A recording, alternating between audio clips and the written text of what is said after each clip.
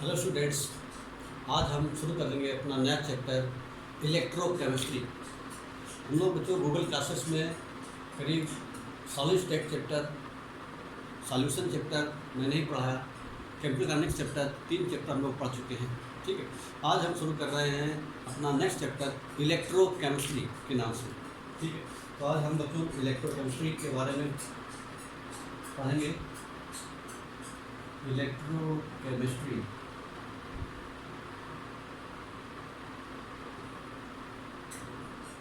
Electrochemistry क्या है? तो कह रहे हैं कि it is the branch of physical chemistry which deals with the relationship between chemical energy and electrical energy and inter conversion of one type of energy into other.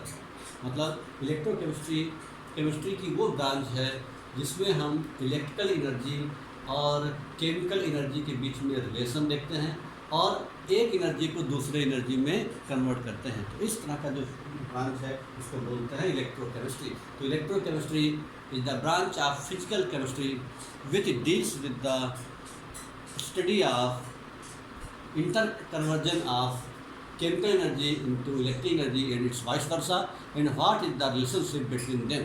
तो इस प्रकार इलेक्ट्रोकेमिस्ट्री ये चीज़ है। तो इलेक्ट्रोकेमिस्ट्री केमिस्ट्री की branch है जिसमें हम इलेक्ट्रिकल एनर्जी और केमिकल एनर्जी की स्टडी करते हैं, एक दूसरे में उनका कन्वर्जन सीखते हैं, उनमें क्या रिलेशन है, इस बात की जानकारी हम इस चैप्टर में करने वाले हैं। तो इलेक्ट्रोकेमिस्ट्री चैप्टर में हमको मेनली 3 चीज़ें पढ़नी है। एक आपका रहता है इलेक्ट्रोलिसिस, एक हमारा टॉपिक ये है इलेक्ट्रोलिसिस। दूसरा टॉपिक है सेल के बारे में हम पढ़ेंगे। बहुत सारे सेल हैं, जैसे आपका गैल्वेनिक सेल और आपका इलेक्ट्रोलिटिक सेल, अलग अलग सेल हैं। ये दोनों में क्या फ़र्क होता है, कैसे कैसे काम करेंगे, ये सारी बात सीखेंगे हम। और तीसरा है आपका कंडक्टेंस।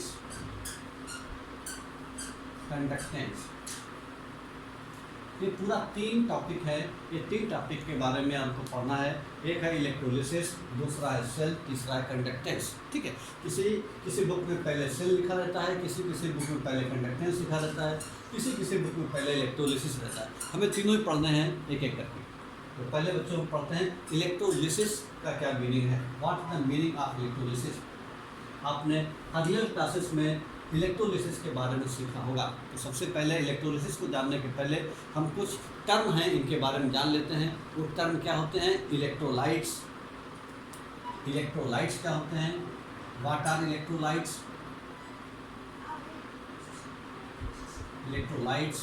दूसरा नॉन इलेक्ट्रोलाइट्स, फिर उसके बाद में स्ट्रॉन्ग इलेक्ट्रोलाइट्स और वीक इलेक्ट्रोलाइट्स। सबसे पहले इलेक्ट्रोलाइट्स का मतलब कोई सब्सटेंस है, अगर उसके एक्वस सॉल्यूशन से इलेक्ट्रिसिटी कंडक्ट हो जाए तो ऐसे सब्सटेंस को बोलते हैं इलेक्ट्रोलाइट्स। जैसे aqueous solution of NaCl, H2SO4, HCl, HNO3, ये सारे कंपाउंड जो हमने बताए वो सारे के सारे इलेक्ट्रोलाइट्स हैं, क्योंकि इनके एक्वस सॉल्यूशन से अगर हम इलेक्ट्रिसिटी पास करेंगे तो इलेक्ट्रिसिटी पास हो जाएगी। ऐसे कंपाउंड को या ऐसे सब्सटेंस को हम लोग बोलते हैं इलेक्ट्रोलाइट्स। तो electrolytes are the aqueous solution of दो substance which passes the allow of electricity are known as electrolytes. तो ये अपने अगले क्लास में सीखा होगा इलेक्ट्रोलाइट्स के बारे में। एक इलेक्ट्रोलाइट्स और दूसरा होता है नॉन इलेक्ट्रोलाइट्स, ऐसे सब्सटेंस जिनके एक्वस सॉल्यूशन से इलेक्ट्रिसिटी कंडक्ट नहीं हो पाती, ऐसे सब्सटेंस को हम लोग बोलते हैं नॉन इलेक्ट्रोलाइट्स। तो इलेक्ट्रोलाइट्स और नॉन इलेक्ट्रोलाइट्स के बारे में आपने अगले क्लास में सीखा होगा। नॉन इलेक्ट्रोलाइट्स, एक इलेक्ट्रोलाइट्स है, दूसरे नॉन इलेक्ट्रोलाइट्स। इलेक्ट्रोलाइट्स वो सब्सटेंस हैं जिनके एक्वस सॉल्यूशन से इलेक्ट्रिसिटी कंडक्ट हो जाती है, उनको हम इलेक्ट्रोलाइट्स कहते हैं। नॉन इलेक्ट्रोलाइट्स वो सब्सटेंस हैं जिनके एक्वस सॉल्यूशन से इलेक्ट्रिसिटी कंडक्ट नहीं होती। जैसे इसका एग्जाम्पल है एक्वस सॉल्यूशन ऑफ NaCl या एसिडिफाइड वाटर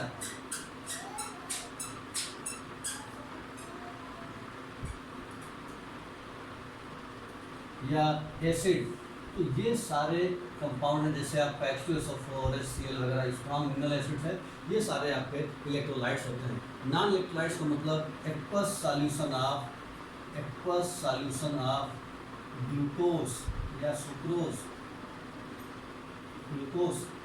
या सुक्रोज या फिर यूरिया, तो ये सारे आपके नॉन इलेक्ट्रोलाइट्स हैं। अगर हम इनको एक्सपेरिमेंट करके देखें, अगर हम एक्वस सॉल्यूशन ऑफ NaCl रखें और यहाँ पर 2 इलेक्ट्रोड अप्लाई कर दें, उनमें बल्ब लगा दें तो बल्ब जलने लगता है, इसका मतलब ऐसे कंपाउंड से इलेक्ट्रिसिटी पास हो रही है। लेकिन यहाँ पर अगर हम एक्वस सॉल्यूशन ऑफ ग्लूकोज लें और 2 इलेक्ट्रोड के बीच में हम अगर बल्ब लगा दें, उससे बल्ब नहीं जलता है, इसका मतलब ये है कि ये जो है आपका नॉन इलेक्ट्रोलाइट है। तो इलेक्ट्रोलाइट और नॉन इलेक्ट्रोलाइट 2 चीज़ें हमको याद रखनी है। तीसरा है स्ट्रॉन्ग इलेक्ट्रोलाइट और वीक इलेक्ट्रोलाइट। स्ट्रॉन्ग इलेक्ट्रोलाइट आपने 11th क्लास में सीखा होगा। स्ट्रॉन्ग इलेक्ट्रोलाइट और वीक इलेक्ट्रोलाइट आपके इक्विलिब्रियम चैप्टर में, स्ट्रॉन्ग इलेक्ट्रोलाइट्स वो इलेक्ट्रोलाइट होते हैं जो ऑलमोस्ट कम्प्लीटली डिसोसिएट हो जाते हैं, ऐसे इलेक्ट्रोलाइट को स्ट्रॉन्ग इलेक्ट्रोलाइट कहा जाता है। तो स्ट्रॉन्ग इलेक्ट्रोलाइट्स का मतलब the electrolytes which are completely dissociated are called strong electrolyte. जैसे स्ट्रॉन्ग एसिड सारे इसी कैटेगरी में आते हैं, स्ट्रॉन्ग बेस इसी कैटेगरी में आते हैं, सॉल्ट इसी कैटेगरी में आते हैं, जैसे HCl है, H2SO4 है, HNO3 है, HClO4 है, ये सारे स्ट्रॉन्ग इलेक्ट्रोलाइट की कैटेगरी में आते हैं because these are almost complete dissociated. Sodium hydroxide, potassium hydroxide, ये भी सारे स्ट्रॉन्ग बेस हैं, ये भी स्ट्रॉन्ग इलेक्ट्रोलाइट की कैटेगरी में आते हैं। फिर हमको टर्म सीखना है स्ट्रॉन्ग इलेक्ट्रोलाइट क्या होते हैं। स्ट्रॉन्ग इलेक्ट्रोलाइट और फिर चौथे नंबर पर है वीक इलेक्ट्रोलाइट। वीक इलेक्ट्रोलाइट वो इलेक्ट्रोलाइट है which are partially dissociated, which are not completely dissociated, which are partially dissociated. Such type of electrolytes are known as weak electrolyte. ऐसे इलेक्ट्रोलाइट, ऐसे substance जो पूरी तरह से डिसोसिएट नहीं होते, ऐसे सब्सटेंस को हम लोग कहते हैं वीक इलेक्ट्रोलाइट। और इसका एग्जाम्पल है, जैसे एग्जाम्पल के लिए CH3COOH एसिटिक एसिड है या अमोनियम हाइड्रोक्साइड है, दीज आर वीक इलेक्ट्रोलाइट। और बहुत सारे। तो स्ट्रॉन्ग इलेक्ट्रोलाइट वो होते हैं जो कंप्लीट डिसोसिएट हो जाते हैं, वीक इलेक्ट्रोलाइट होते हैं जो कंप्लीट डिसोसिएट नहीं होते, या दूसरे शब्दों में कह सकते हैं जो पार्शियल डिसोसिएट होते हैं, उसको बोलते हैं हम लोग वीक इलेक्ट्रोलाइट। स्ट्रॉन्ग इलेक्ट्रोलाइट जो पूरी तरह डिसोसिएट हो जाते हैं। इलेक्ट्रोलाइट वो होते हैं जिनके एक तो सॉल्यूशन से इलेक्ट्रिसिटी कंडक्ट हो पाती है, उनको इलेक्ट्रोलाइट्स कहते हैं। नॉन इलेक्ट्रोलाइट्स वो कहते हैं जिनके एक तो सॉल्यूशन से इलेक्ट्रिसिटी कंडक्ट नहीं होती। ये कॉमन टर्म है, ये आपको याद रखना है इस चैप्टर में। उसके बाद में इलेक्ट्रोलिसिस क्या है। इलेक्ट्रोलिसिस एक फिनोमेना है। क्या होता है फिनोमेना? कि जैसे हमारे पास एक बर्तन है, इस बर्तन के अंदर कोई सॉल्यूशन भरा हुआ है जिसको हम इलेक्ट्रोलाइट कहेंगे। उसमें 2 रॉड लगी रहती, 2 इलेक्ट्रोड,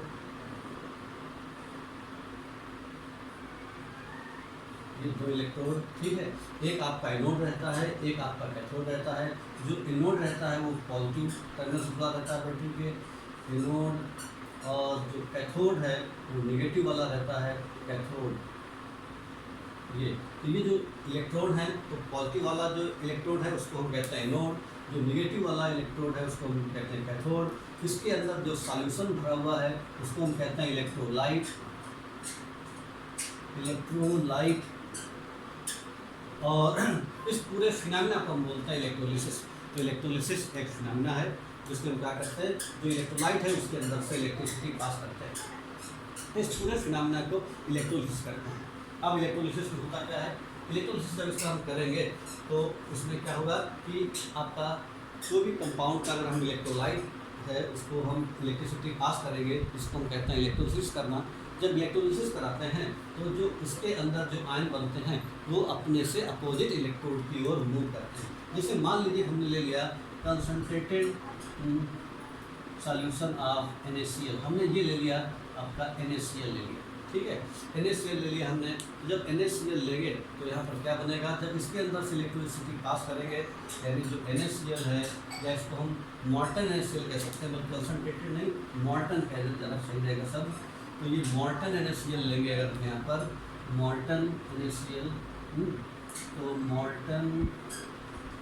मॉल्टन NaCl ले लेंगे, तब यहाँ पर अगर हम इलेक्ट्रिसिटी पास कराएंगे इसमें से, इलेक्ट्रिसिटी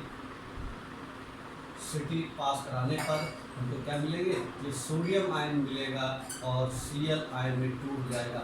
यानी जो आपका NaCl है, इस अंदर एक आपका बनेगा सोडियम आयन और एक बनेगा आपका क्लोराइड आयन। तो सोडियम आयन और क्लोराइड आयन, और ये जो दोनों आयन हैं अपने से अपोजिट इलेक्ट्रोड की ओर मूव करेंगे।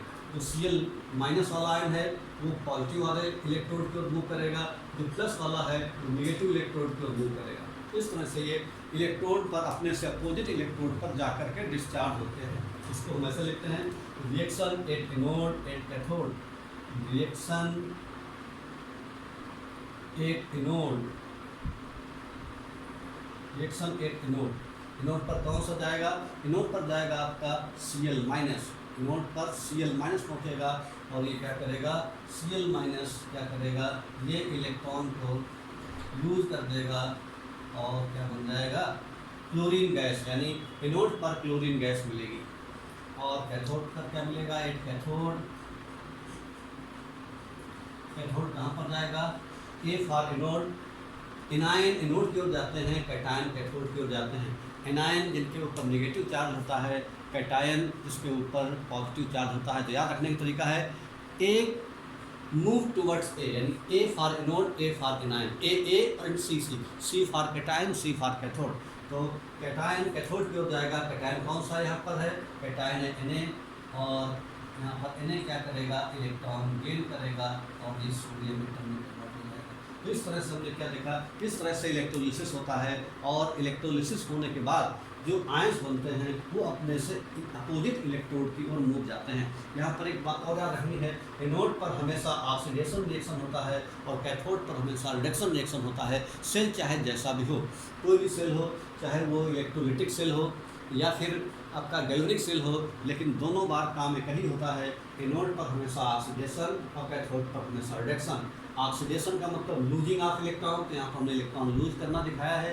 रिडक्शन का मतलब होता है गेनिंग ऑफ इलेक्ट्रॉन, ये इलेक्ट्रॉन गेन कर रहा है। तो इस पूरे फिनोमेना को हम लोग क्या बोलते हैं, इलेक्ट्रोलिसिस। तो यहाँ पर क्या हो रहा है कि हम इलेक्ट्रोलिसिस करा करके ये जान सकते हैं कि कोई भी जो इलेक्ट्रोलाइट है उसका जब हमने इलेक्ट्रोलिसिस कराया तो कौन सी चीज़ हमको कैथोड पर मिलेगी और कौन सी चीज़ हमको एनोड पर मिलेगी। ये इलेक्ट्रोलिसिस कराने पर पता चलता है। और जो इलेक्ट्रोलाइट हैं, अगर हम डिफरेंट इलेक्ट्रोलाइट लेंगे या डिफरेंट उनका कंसंट्रेशन लेंगे उन्हीं इलेक्ट्रोलाइट का, तो यहाँ पर जो एनोड या कैथोड है उन पर बनने वाले प्रोडक्ट भी अलग अलग होंगे। ठीक है बच्चों, तो यहाँ पर ध्यान रखना है कि सबसे पहले जो इलेक्ट्रोलाइट है उस इलेक्ट्रोलाइट का हमने इलेक्ट्रोलिसिस कराया। इलेक्ट्रोलिसिस का मतलब इलेक्ट्रिसिटी पास कराई तो हमारे कैटायन और एनायन बने।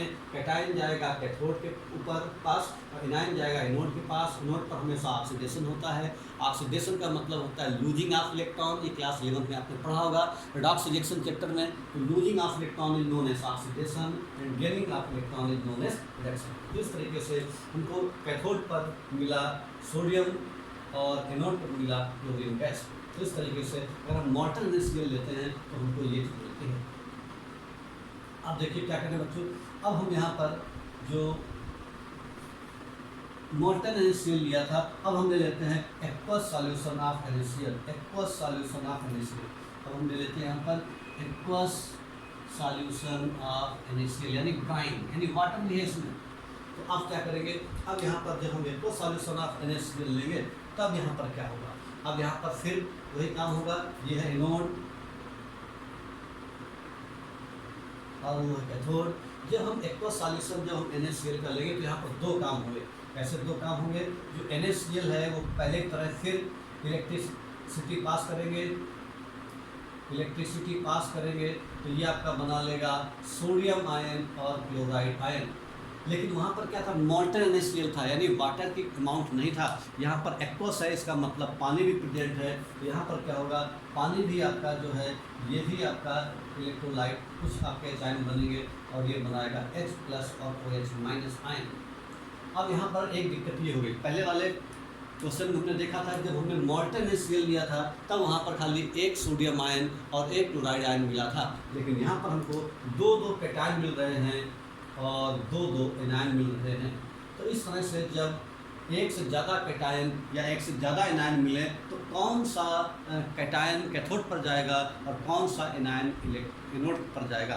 तो उसके लिए एक रूल है, इस रूल का आपको ध्यान रखना रहेगा हमेशा। जब एक से ज़्यादा कैटायन हो या एक से ज़्यादा एनायन हो तो हमेशा कौन सा कैटायन जाएगा कौन सा एनायन जाएगा, इसके रूल को ध्यान से देखना। तो यहाँ पर सबसे पहले क्या होगा, एक कैथोड पर कौन जाएगा, कैथोड पर कैटायन जाएगा। तो C for cation, C for cathode पर कैटायन जाएगा। कैटायन यहाँ पर दो हैं, एक सोडियम है एक H+ है।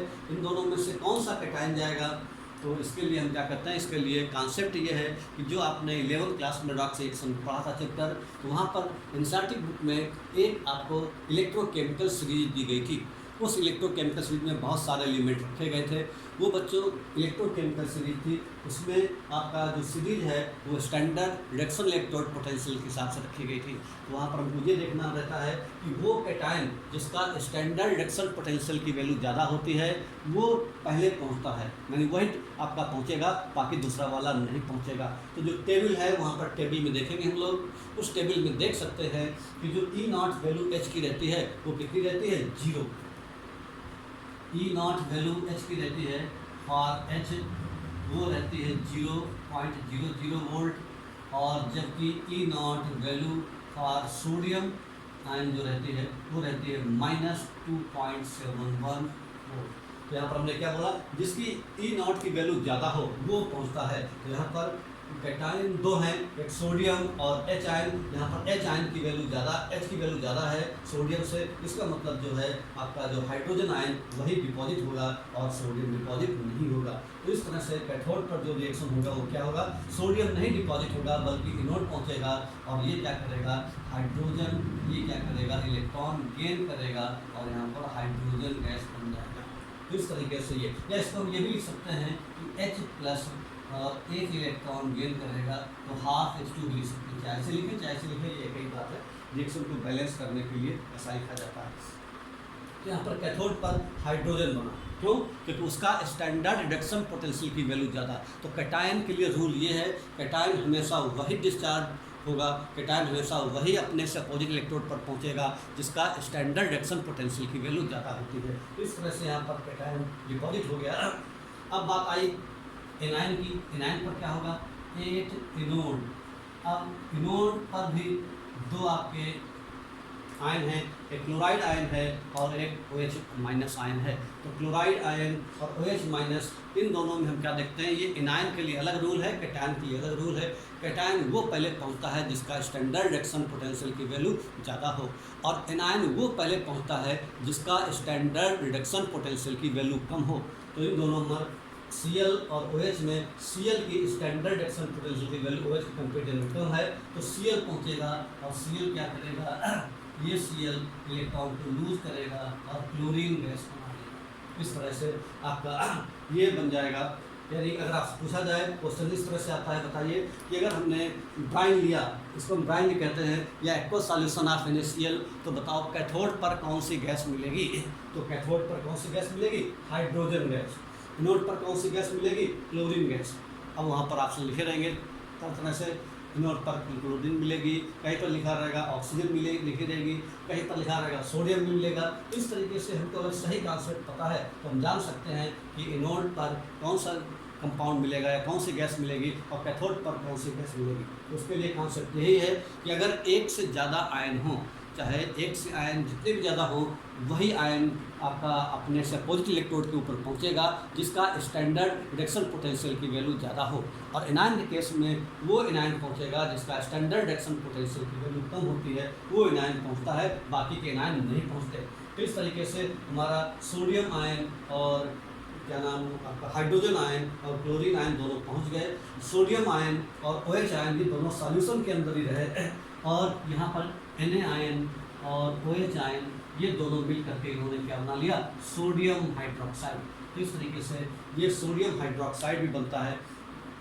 यहाँ पर जो बच गया आयन सोडियम हाइड्रोक्साइड बना लेते हैं, बाकी ये आपका जार में रह जाएगा यहाँ पर, जबकि इलेक्ट्रोड पर हमारा पहुँचेंगी हाइड्रोजन गैस और क्लोरीन गैस।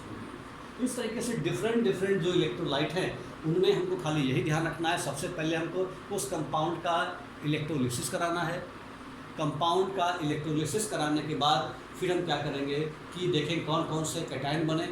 अगर एक कैटायन बना है तो कोई दिक्कत नहीं है, लेकिन अगर एक से ज़्यादा कैटायन बनते हैं तो उसके लिए कॉन्सेप्ट वो है कि कैटायन वो डिपॉजिट होगा जिसका स्टैंडर्ड रिडक्शन पोटेंशियल की वैल्यू ज़्यादा होती है, और एनायन वो पॉले पहुंचेगा जिसका स्टैंडर्ड रिडक्शन पोटेंशियल की वैल्यू कम होती है। तो कैटायन और एनायन एक दूसरे का अपोजिट होते हैं, इसलिए जो आपका यहाँ फार्मूला है वो भी अलग अलग है। कैटायन वो पहुंचेगा जिसका स्टैंडर्ड रिडक्शन पोटेंशियल की वैल्यू ज़्यादा, और एनायन वो पहुंचेगा जिसका स्टैंडर्ड रिडक्शन पोटेंशियल की वैल्यू कम होती है। तो इस तरह बच्चों कई क्वेश्चन बनते हैं, कंपटीशन में कई बार क्वेश्चन आते हैं, बोर्ड में पूछे जा सकते हैं। तो आपको ध्यान में रखना है कि कैटायन और एनायन के लिए ये क्या कॉन्सेप्ट है। इसको बोलते हैं हम लोग बच्चों प्रेफरेंशियल डिस्चार्ज थ्योरी। उसी थ्योरी के थ्रू ये बताया गया कि कैटायन वो पहले पहुंचता है जिसका स्टैंडर्ड रिडक्शन पोटेंशियल की वैल्यू ज़्यादा होती है, और एनायन वो पहुंचेगा जिसका स्टैंडर्ड रिडक्शन पोटेंशियल की वैल्यू कम होती है।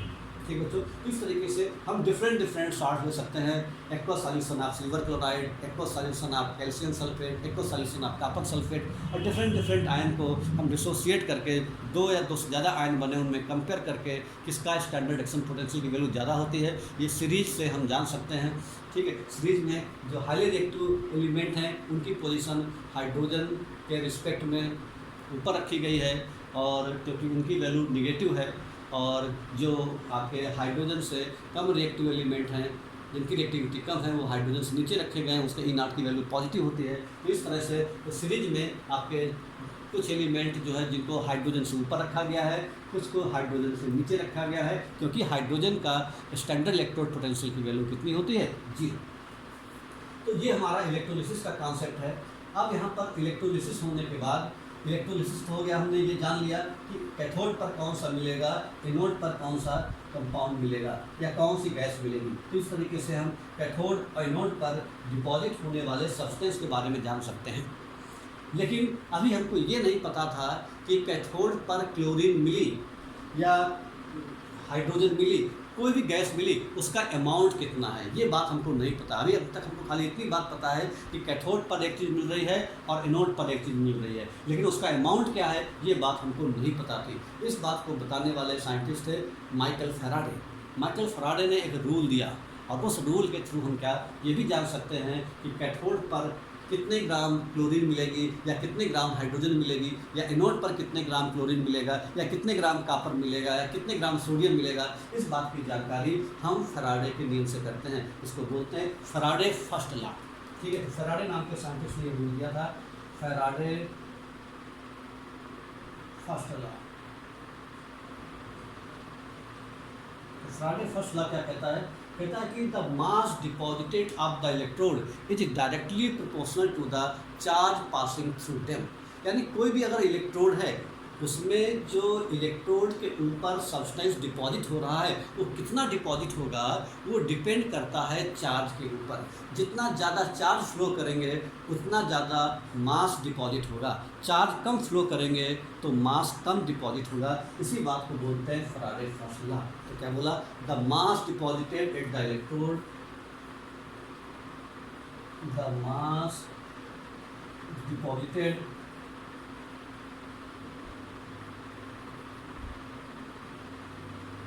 the mass deposited at the electrode is directly proportional to the mass deposited at the electrode is directly proportional to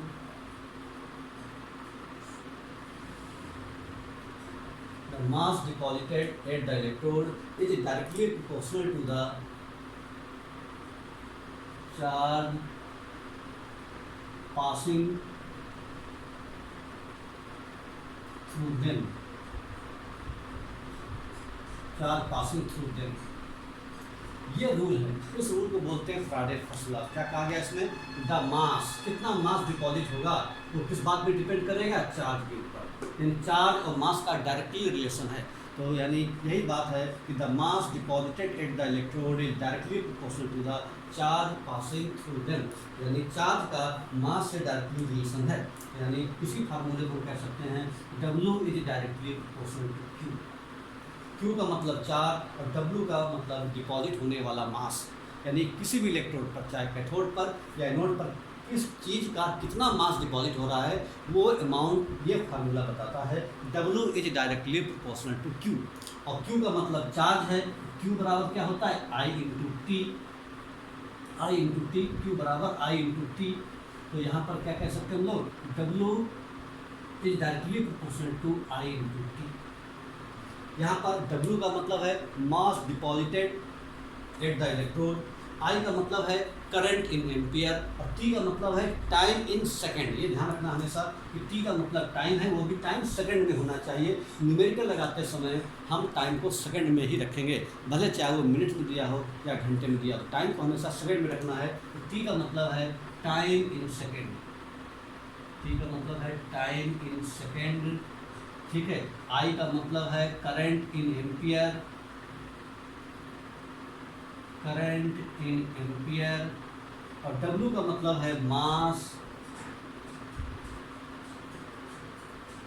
deposited at the electrode in gram. Mass किसमें होना चाहिए, gram में होना चाहिए। Mass deposited at the electrode in gram. तो इस तरह से W is directly proportional to I into T. जब यहाँ पर हटाएंगे प्रोपोर्शनलिटी का साइन, तब यहाँ पर आ जाएगा W बराबर Z into I into T. W बराबर Z into I into T, और जो Z है वो एक प्रकार का कांस्टेंट है जिसको बोलते हैं इलेक्ट्रोकेमिकल इक्विवेलेंट। Z एक प्रकार का कांस्टेंट है, इसको बोलते हैं इलेक्ट्रोकेमिकल इक्विवेलेंट। Z का मीनिंग है, तो W बराबर Z इंटू आई इंटू टी। Z का मतलब है इलेक्ट्रोकेमिकल इक्विवेलेंट। तो ये वाला हमारा रूल होता है, इसको फैराडे का फर्स्ट लॉ के नाम से जानते हैं। तो फैराडे के साहब ने क्या बताया, तो फैराडे साहब ने बताया कि किसी भी इलेक्ट्रोड पर जो डिपॉजिट होने वाला मास है वो करंट के ऊपर यानी चार्ज के ऊपर डिपेंड करता है। चार्ज जितना ज़्यादा होगा W उतना ज़्यादा होगा, चार्ज जितना कम होगा W उतना कम होगा। Q बराबर होता I इंटू टी। इसका मतलब उस इलेक्ट्रोड के अंदर जितना ज़्यादा करंट जितने ज़्यादा टाइम के लिए फ्लो होगा, मास उतना ही ज़्यादा डिपॉजिट होगा। यानी W is directly proportional to I into t. Sign हटाएंगे प्रोपोर्शनलिटी का तो कांस्टेंट आ जाएगा W बराबर Z into I into t. Z को बोलते हैं इलेक्ट्रोकेमिकल इक्विवेलेंट। Z का मतलब है, इस तरीके से यहाँ पर हमको सबका मतलब समझना है। W का मतलब मास इन ग्राम, I का मतलब करंट इन एम्पियर, T का मतलब टाइम इन सेकेंड, Q का मतलब चार्ज, W का मतलब है mass deposited at the electrode. तो इस तरह से बच्चों ये रूल को हम बोलते हैं फैराडे फर्स्ट लॉ, ठीक है। उसके बाद में जो Z है, इस Z को कैसे डिफाइन करेंगे। अगर हमको Z को डिफाइन करना हो तो W बराबर Z into I into T. तो Z बराबर होता है, हो जाएगा यहाँ से W upon I into T दिया गया। अगर हम क्या करें इसी फार्मूले में, इफ़ अगर हम I बराबर रखें 1 एम्पियर और T बराबर रखें 1 सेकेंड, यहाँ पर ये वैल्यू पुट कर दें तो Z किस पे हो जाएगा, W के बराबर हो जाएगा। तो इलेक्ट्रोकेमिकल इक्विवेलेंट की डेफिनेशन क्या है, इलेक्ट्रोकेमिकल इक्विवेलेंट की डेफिनेशन ये है, if 1 ampere current is passes for 1 second, then mass deposited at the electrode is known as electrochemical equivalent। तो इलेक्ट्रोकेमिकल इक्विवेलेंट का मतलब ये है कि अगर हम किसी सेल के अंदर 1 एम्पियर की करंट 1 सेकंड तक के लिए फ्लो करें तो उस समय ऐसा करने पर इलेक्ट्रोड पर जो भी मास डिपॉजिट होगा उसी को बोलते हैं इलेक्ट्रोकेमिकल इक्विवेलेंट। या W की वैल्यू जैसे मान लो हमने सोचा कि 1 एम्पियर की करंट फ्लो किया 1 सेकंड के लिए, तो इलेक्ट्रोड पर जो मास डिपॉजिट हुआ वो मान लो हुआ 2 ग्राम, तो इसका मतलब Z की वैल्यू हो जाएगी 2। इस तरह से 1 एम्पियर करंट 1 सेकंड तक के फ्लो होने के लिए जितना मास डिपॉजिट होता है इलेक्ट्रोड पर उसी को बोलते हैं हम लोग इलेक्ट्रोकेमिकल इक्विवेलेंट। तो इलेक्ट्रोकेमिकल इक्विवेलेंट को कैसे डिफाइन करेंगे, if 1 ampere current is passing through for 1 second, then mass deposited at the electrode is known as electrochemical equivalent। तो Z बराबर होता है आपका W, तब जब I और T बराबर हो जाएंगे उसी को बोलते हैं हम लोग इलेक्ट्रोकेमिकल इक्विवेलेंट, ठीक है। और यहाँ पर Z का एक फार्मूला और भी होता है, Z का एक फार्मूला और भी होता है। Z बराबर होता है E अपान 96500। इसी फार्मूले में हम डाल देते हैं तो W बराबर Z into I into T था।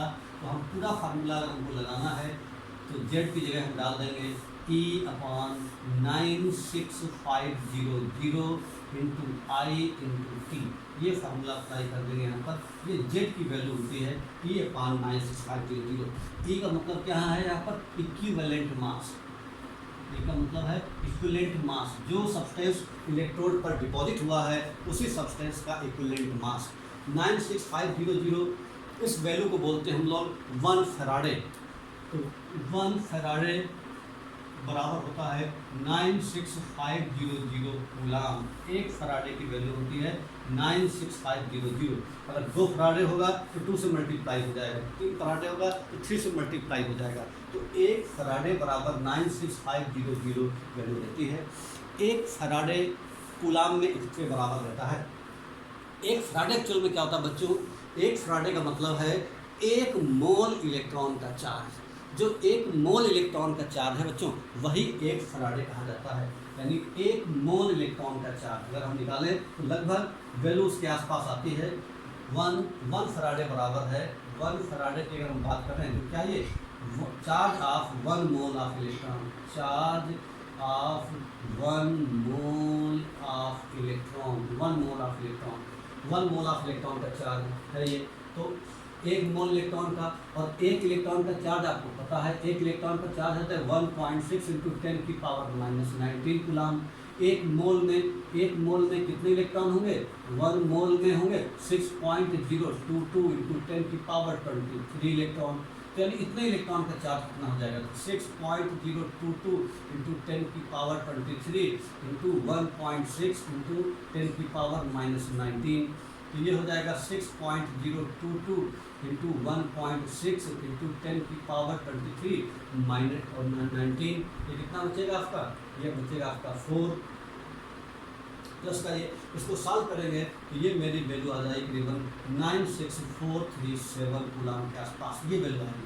इसी को सुविधा के लिए, आसानी के लिए हम क्या करते हैं, अप्रॉक्सीमेट 96500 कूलाम मान लेते हैं, जबकि एक्चुअल वैल्यू ये निकलती है, लेकिन हम इसको इतना मान लेते हैं। तो यानी 1 फैराडे जो है वो एक्चुअल में क्या है? 1 फैराडे का मतलब होता है बच्चों 1 मोल इलेक्ट्रॉन का चार्ज है, उसी को हम लोग बोलते हैं 1 फैराडे। तो इस तरह से ये जो सवाल है, इस फार्मूले पर बेस्ड कुछ न्यूमेरिकल होते हैं। तो फार्मूला आपको याद रखना है W बराबर Z इंटू आई इंटू टी। इस फार्मूले को हम लोग बोलते हैं फैराडे फर्स्ट लॉ। तो ध्यान रखने वाली बात है, जब हम किसी भी कंपाउंड का इलेक्ट्रोलिसिस कराते हैं तो अमाउंट कैथोड पर और एनोड पर पहुंचता है, उसका कितना अमाउंट पहुंचा इस बात की जानकारी बताता है फैराडे फर्स्ट लॉ। अब इस पर हम कुछ सवाल करेंगे इसी फार्मूले पर बेस्ड। तो ये फार्मूला आपको याद रखना है। W का मतलब है mass deposited the electrode in gram. E का मतलब है इक्विवेलेंट मास जो डिपॉजिट हो रहा है इलेक्ट्रोड पर। I का मतलब करंट इन एम्पियर। T का मतलब टाइम इन सेकेंड। और 96500 एक कांस्टेंट है जिसको 1 फैराडे बोलते हैं। ठीक, इसलिए हमको सवाल लगाना है इस पर फार्मूले पर बेस्ड। तो न्यूमेरिकल आपको ध्यान रखना है, ये फार्मूला इस पर numerical.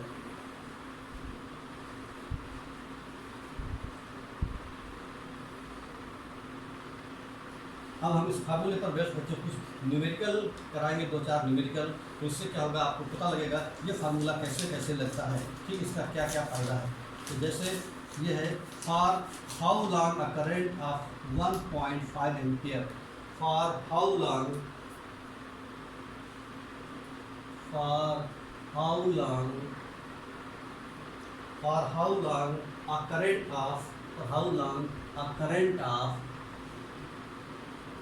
current of 1.5 ampere, 1.5 ampere की current of 1.5 ampere has to be pass through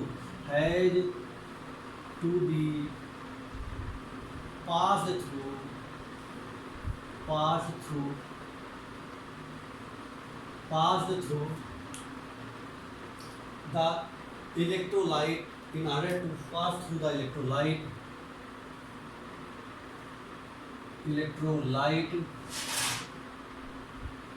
in order to deposit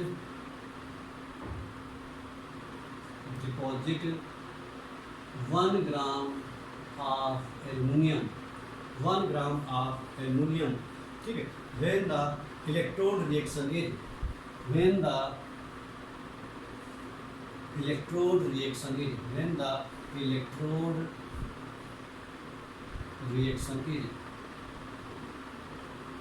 when the electrode reaction दे रखा है एल्यूमिनियम +3 और यहाँ पर आ गया एल्यूमिनियम, ये रिएक्शन दिया था। ये क्वेश्चन है, कह रहे हैं for how long a current of, question ये है हाउ लॉन्ग ए करंट, नहीं टाइम पूछा। 1.5 एम्पियर है current, has to be pass through the electrolytes in order to deposit 1 gram of aluminium when the electrode reaction is। अब देखो इस question को हम बच्चों दो तरीके से कर सकते हैं, एक तो एक डायरेक्ट फार्मूले पर बेस्ड इस तरह से कर सकते हैं, दूसरा इस रिएक्शन के थ्रू भी कर सकते हैं। तो पहले फार्मूले थ्रू बता देते हैं। फार्मूला हमारे पास है W = Z × I × T, ये फार्मूला है। हमको order to deposit 1 gram of aluminium, यानी एल्यूमिनियम का मास दिया हुआ है, हमको W दिया हुआ भाई, W बराबर दिया है 1 ग्राम, ग्राम में होना चाहिए, है कोई दिक्कत नहीं। उसके बाद करंट दे रखी है I की वैल्यू 1.5 एम्पियर, करंट भी हमको पता है यानी I भी पता लग गया। फिर टाइम निकालना है और Z का मतलब क्या होता है P/96500, ये हो गया। I की वैल्यू है 1.5, W कितना है 1 और टाइम हमको निकालना है। अब बच्चों बात है E का मतलब होता है इक्विवेलेंट मास, किसका इक्विवेलेंट मास, एल्यूमिनियम का, जो कि डिपॉजिट हो रही है। तो आपको पता है किसी भी आयन का जो इक्विवेलेंट मास निकालना है तो उसका फार्मूला क्या रहता है, इक्विवेलेंट मास किसी आयन का निकालने के लिए E बराबर एटॉमिक मास अपान चार्ज, उस आयन के ऊपर कितना चार्ज है, ये एटॉमिक मास होता है इसका 27, चार्ज 3 है तो इक्विवेलेंट मास आ गया 9। तो यहाँ पर T की जगह रख देंगे 9, तो ये हो जाएगा 1 = 9 × 1.5 × T अपान 96500, ये वैल्यू है। इसको सॉल्व करेंगे, इसको आगे सॉल्व करेंगे तो कितनी वैल्यू आएगी,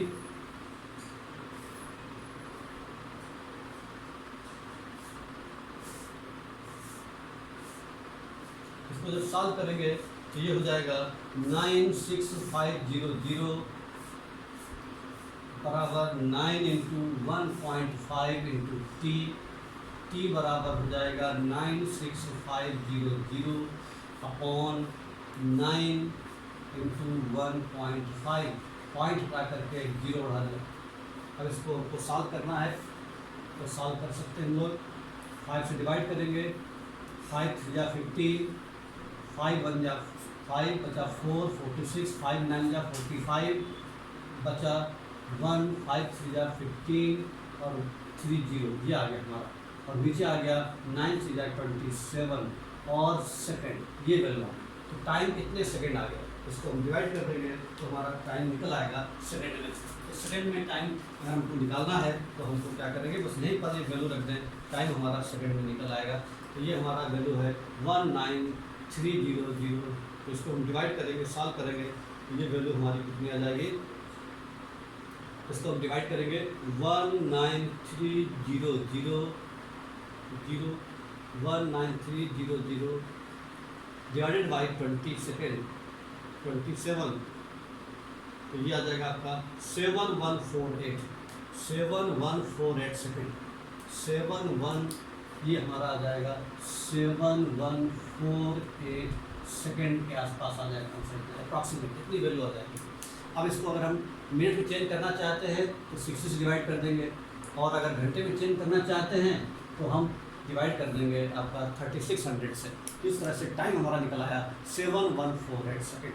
ठीक है, इस तरह से टाइम की वैल्यू हमारी आ गई, टाइम बराबर 7148 सेकेंड, ये answer.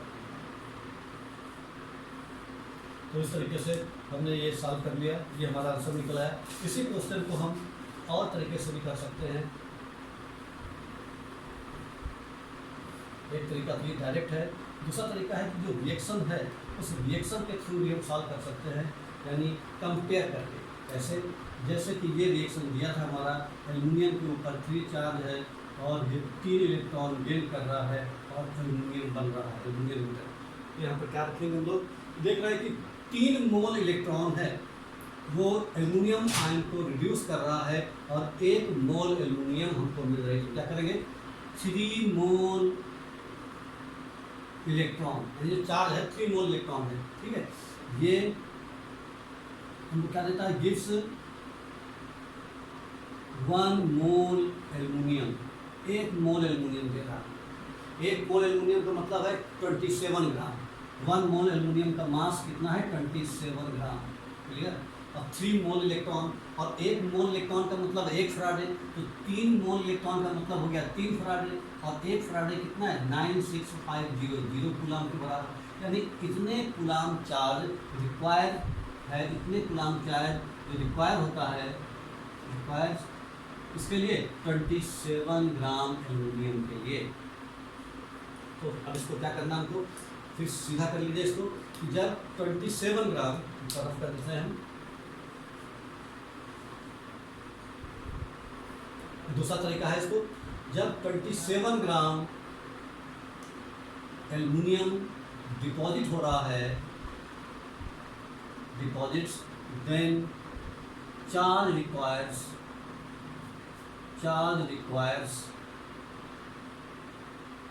To 3 into 96500 coulomb.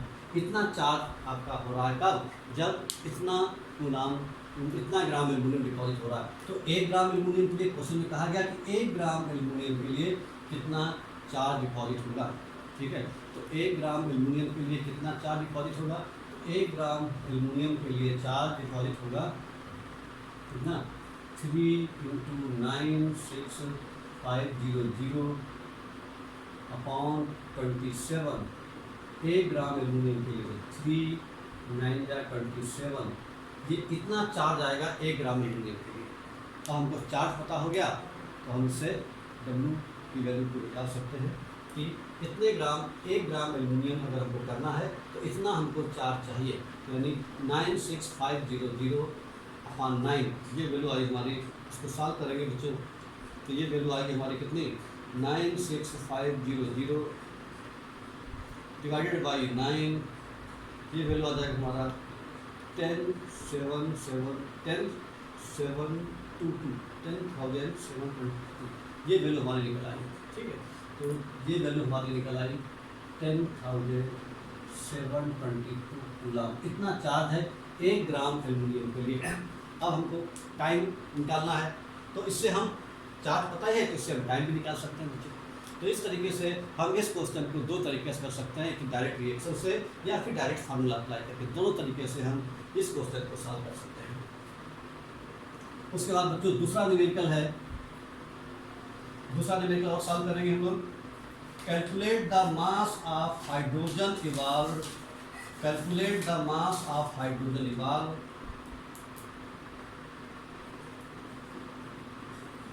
Calculate the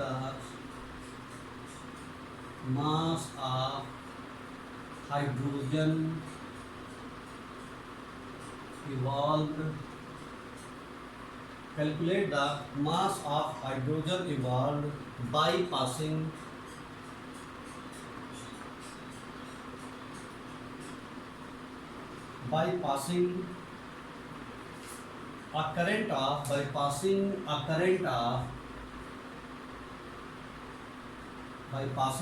a current of 0.5 ampere for 40 minutes through acidified water,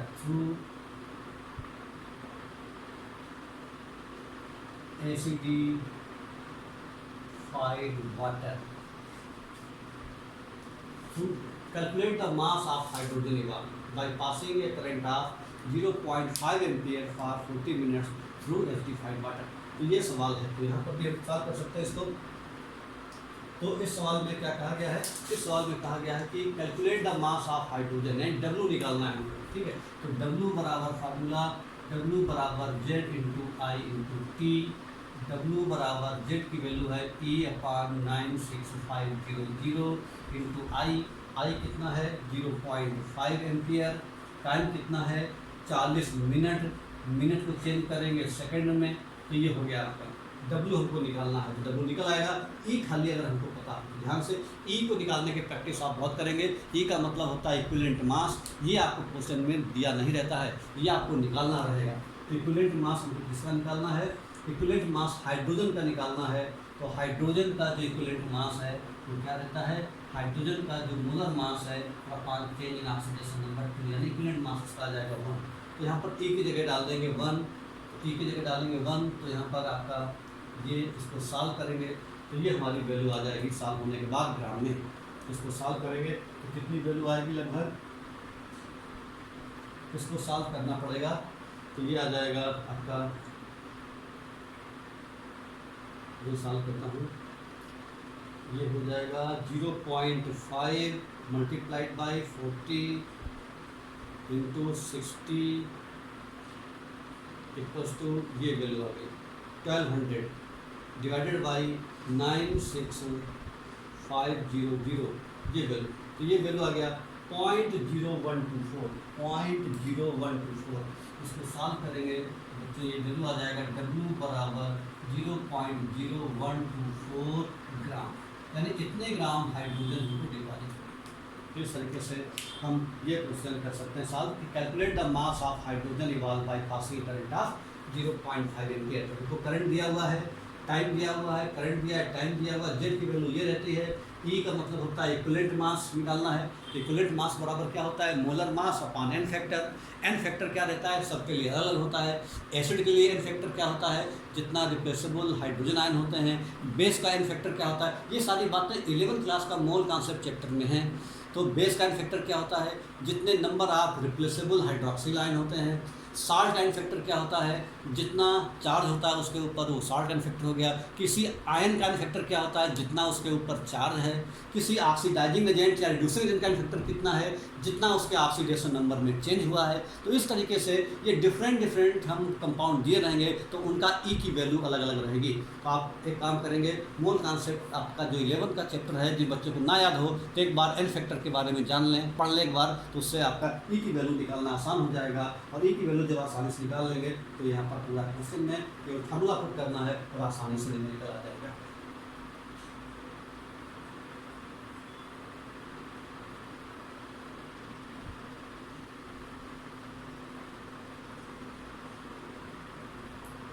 उसके बाद बच्चों एक सवाल और लगाते हैं, थोड़ा डिफरेंट। कह रहे हैं कि how many coulombs of electricity are required. How many Coulomb's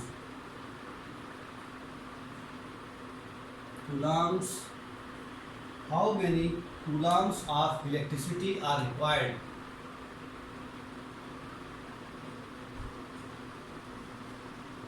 Electricity are required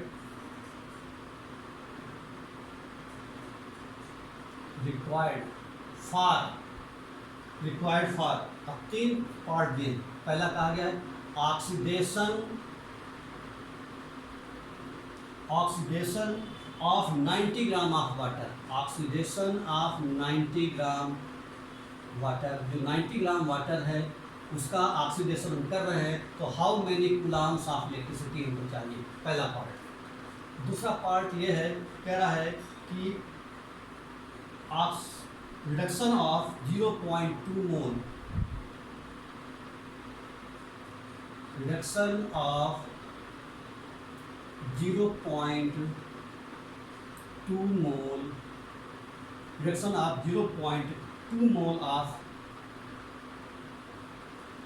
Cr2O7 dichromate ion 2 Cr+3, मतलब 0.2 मोल डाइक्रोमेट आयन को क्रोमियम आयन में रिड्यूस करने के लिए कितना चार्ज चाहिए। और जो तीसरा पार्ट है वो क्या कह रहा है? कह रहा है reduction of complete reduction of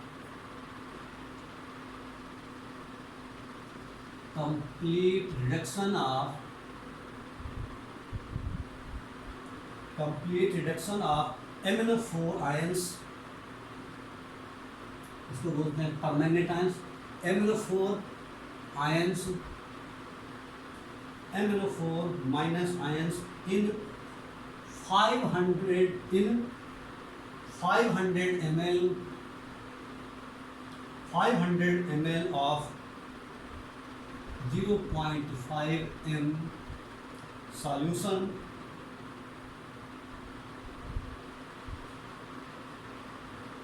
to ml plus ions।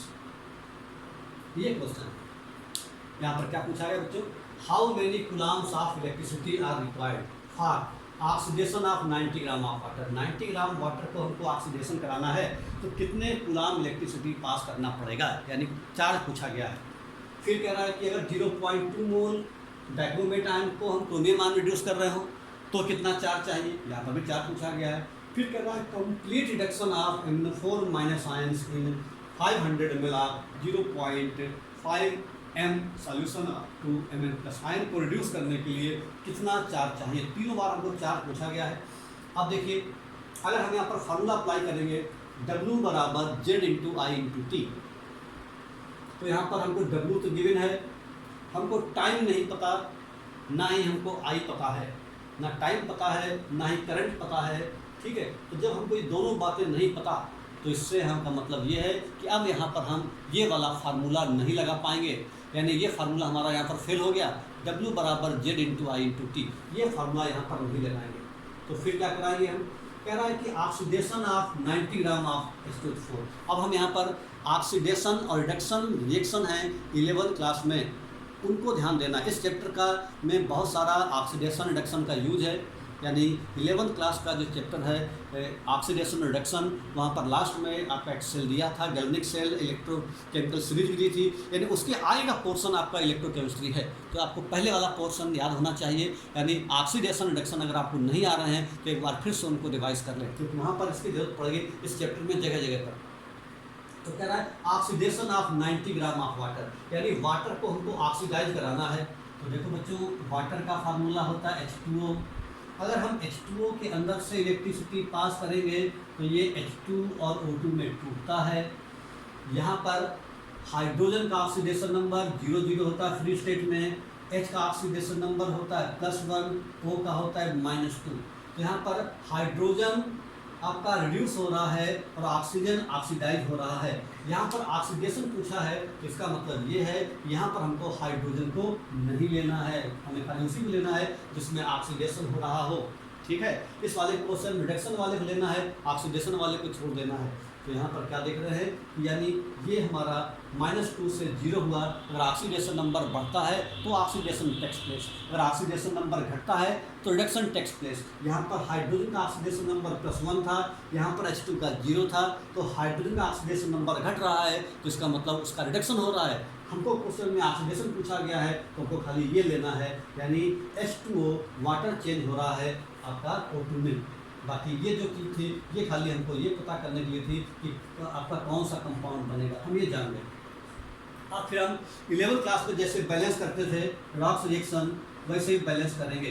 कैसे बैलेंस करेंगे, सबसे पहले बैलेंस करते हैं एटम बैलेंस, फिर चार्ज बैलेंस, फिर इलेक्ट्रॉन बैलेंस। ये हमने 11th क्लास में सीखा था आयन इलेक्ट्रॉन मेथड में। तो ऐसे ही यहाँ पर भी हमको 2 स्टेप करना है, खाली तीसरा स्टेप नहीं करना है। यहाँ पर एटम कितना है ऑक्सीजन का, सबसे पहले यहाँ 2 एटम है, यहाँ पर 1 एटम है। तो रूल ये है, ऑक्सीजन को बैलेंस करने के लिए हमेशा अपोजिट साइड में उतने ही वाटर मॉलिक्यूल जोड़ते हैं। यहाँ पर 2 ऑक्सीजन है, यहाँ पर 1 है, इधर 1 O कम है, इधर H2O जोड़ दिया। फिर उसके बाद में क्या है बच्चों, हाइड्रोजन का नंबर आता है। यहाँ पर हाइड्रोजन कितने एटम है, 2, यहाँ कितने 2, तो 2 2 4। तो रूल ये है कि हाइड्रोजन को बैलेंस करने के लिए अपोजिट साइड में उतने ही H+ जोड़ते हैं। अब ये हमारा एटम बैलेंस हो गया। फिर चार्ज बैलेंस करेंगे, इस तरफ चार्ज 0 है, कोई चार्ज नहीं है, इस तरफ चार्ज +4 है, इधर चार्ज ज़्यादा है, इधर चार्ज 0 है, इधर +4। तो चार्ज को बैलेंस करने के लिए इधर हम 4 इलेक्ट्रॉन जोड़ देंगे, ये आ गया। तो इसको सॉल्व करेंगे, कितना आएगा, H2 ये हो जाएगा 2H2O, और यहाँ पर आ गया हमारा 4H प्लस O2 और 4 इलेक्ट्रॉन, या अब इसको सॉल्व करेंगे। आगे हम जगह कम है तो ऊपर हम लिख देते हैं इसको स्क्रॉल करके।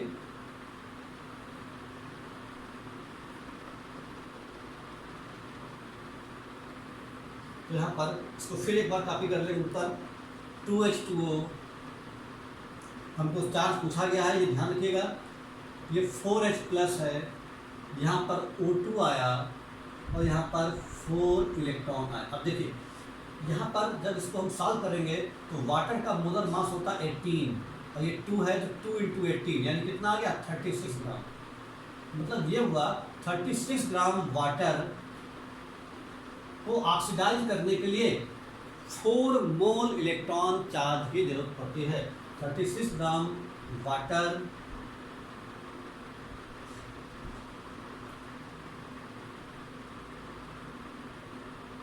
oxidize, then charge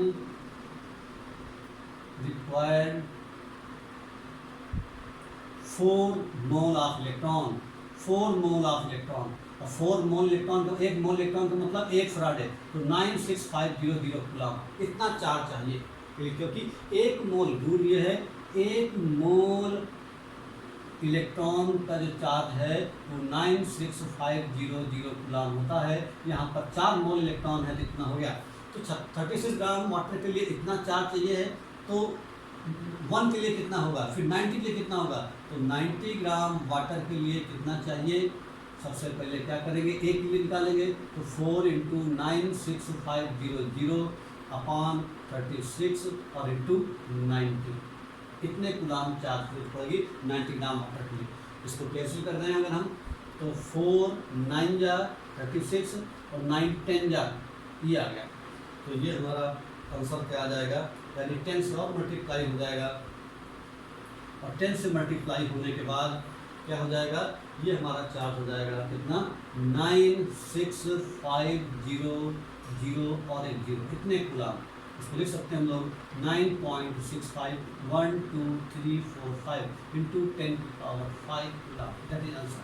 ये हमारा आंसर आ गया। तो यहाँ पर देखा हमने कि यहाँ पर हमने W = Z × IT फॉर्मूला नहीं लगाया, जो रिएक्शन दिया था उसी से कंपेयर कर लिया। तो आपको ये कॉन्सेप्ट याद रखना चाहिए कि 1 मोल इलेक्ट्रॉन का चार्ज होता है वो बच्चों 1 फराडे चार्ज के बराबर होता है। तो ये ध्यान में रखना है, ये बात अगर आपको पता है इसको हम सॉल्व कर लेते हैं। ठीक है बच्चों, अब उसके बाद दूसरा पार्ट कहा गया इसी क्वेश्चन में, अब की कहा गया है कि reduction of 0.2 mole of dichromate ion two chromium ion. तो डाइक्रोमेट आयन है Cr2O7- आयन है और इसका क्रोमियम आयन में रिडक्शन हो रहा है, ऐसा उन्होंने कहा है। ये अभी यहाँ पर प्रोडक्ट दिया हुआ है, किसमें रिड्यूस हो रहा है ये दिया हुआ है। ठीक है, तो अब यहाँ पर क्या करेंगे, सबसे पहले इसको बैलेंस करेंगे जैसे 11th क्लास में करते थे। सबसे पहले एटम बैलेंस।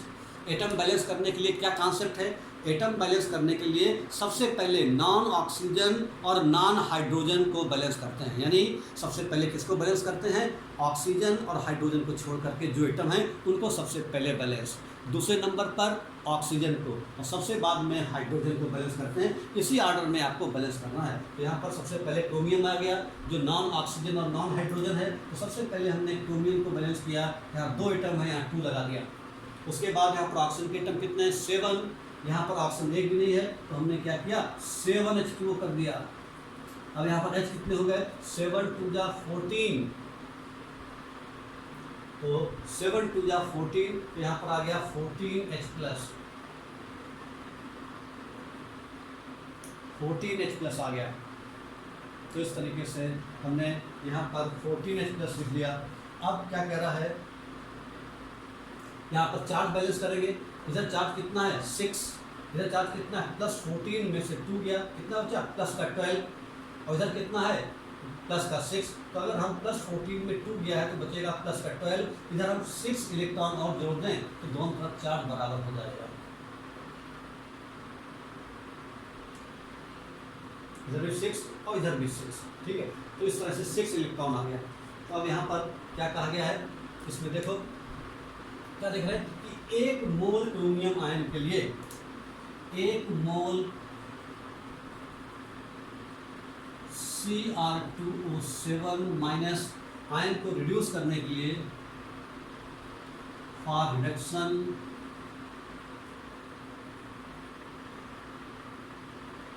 चार्ज रिक्वायर्ड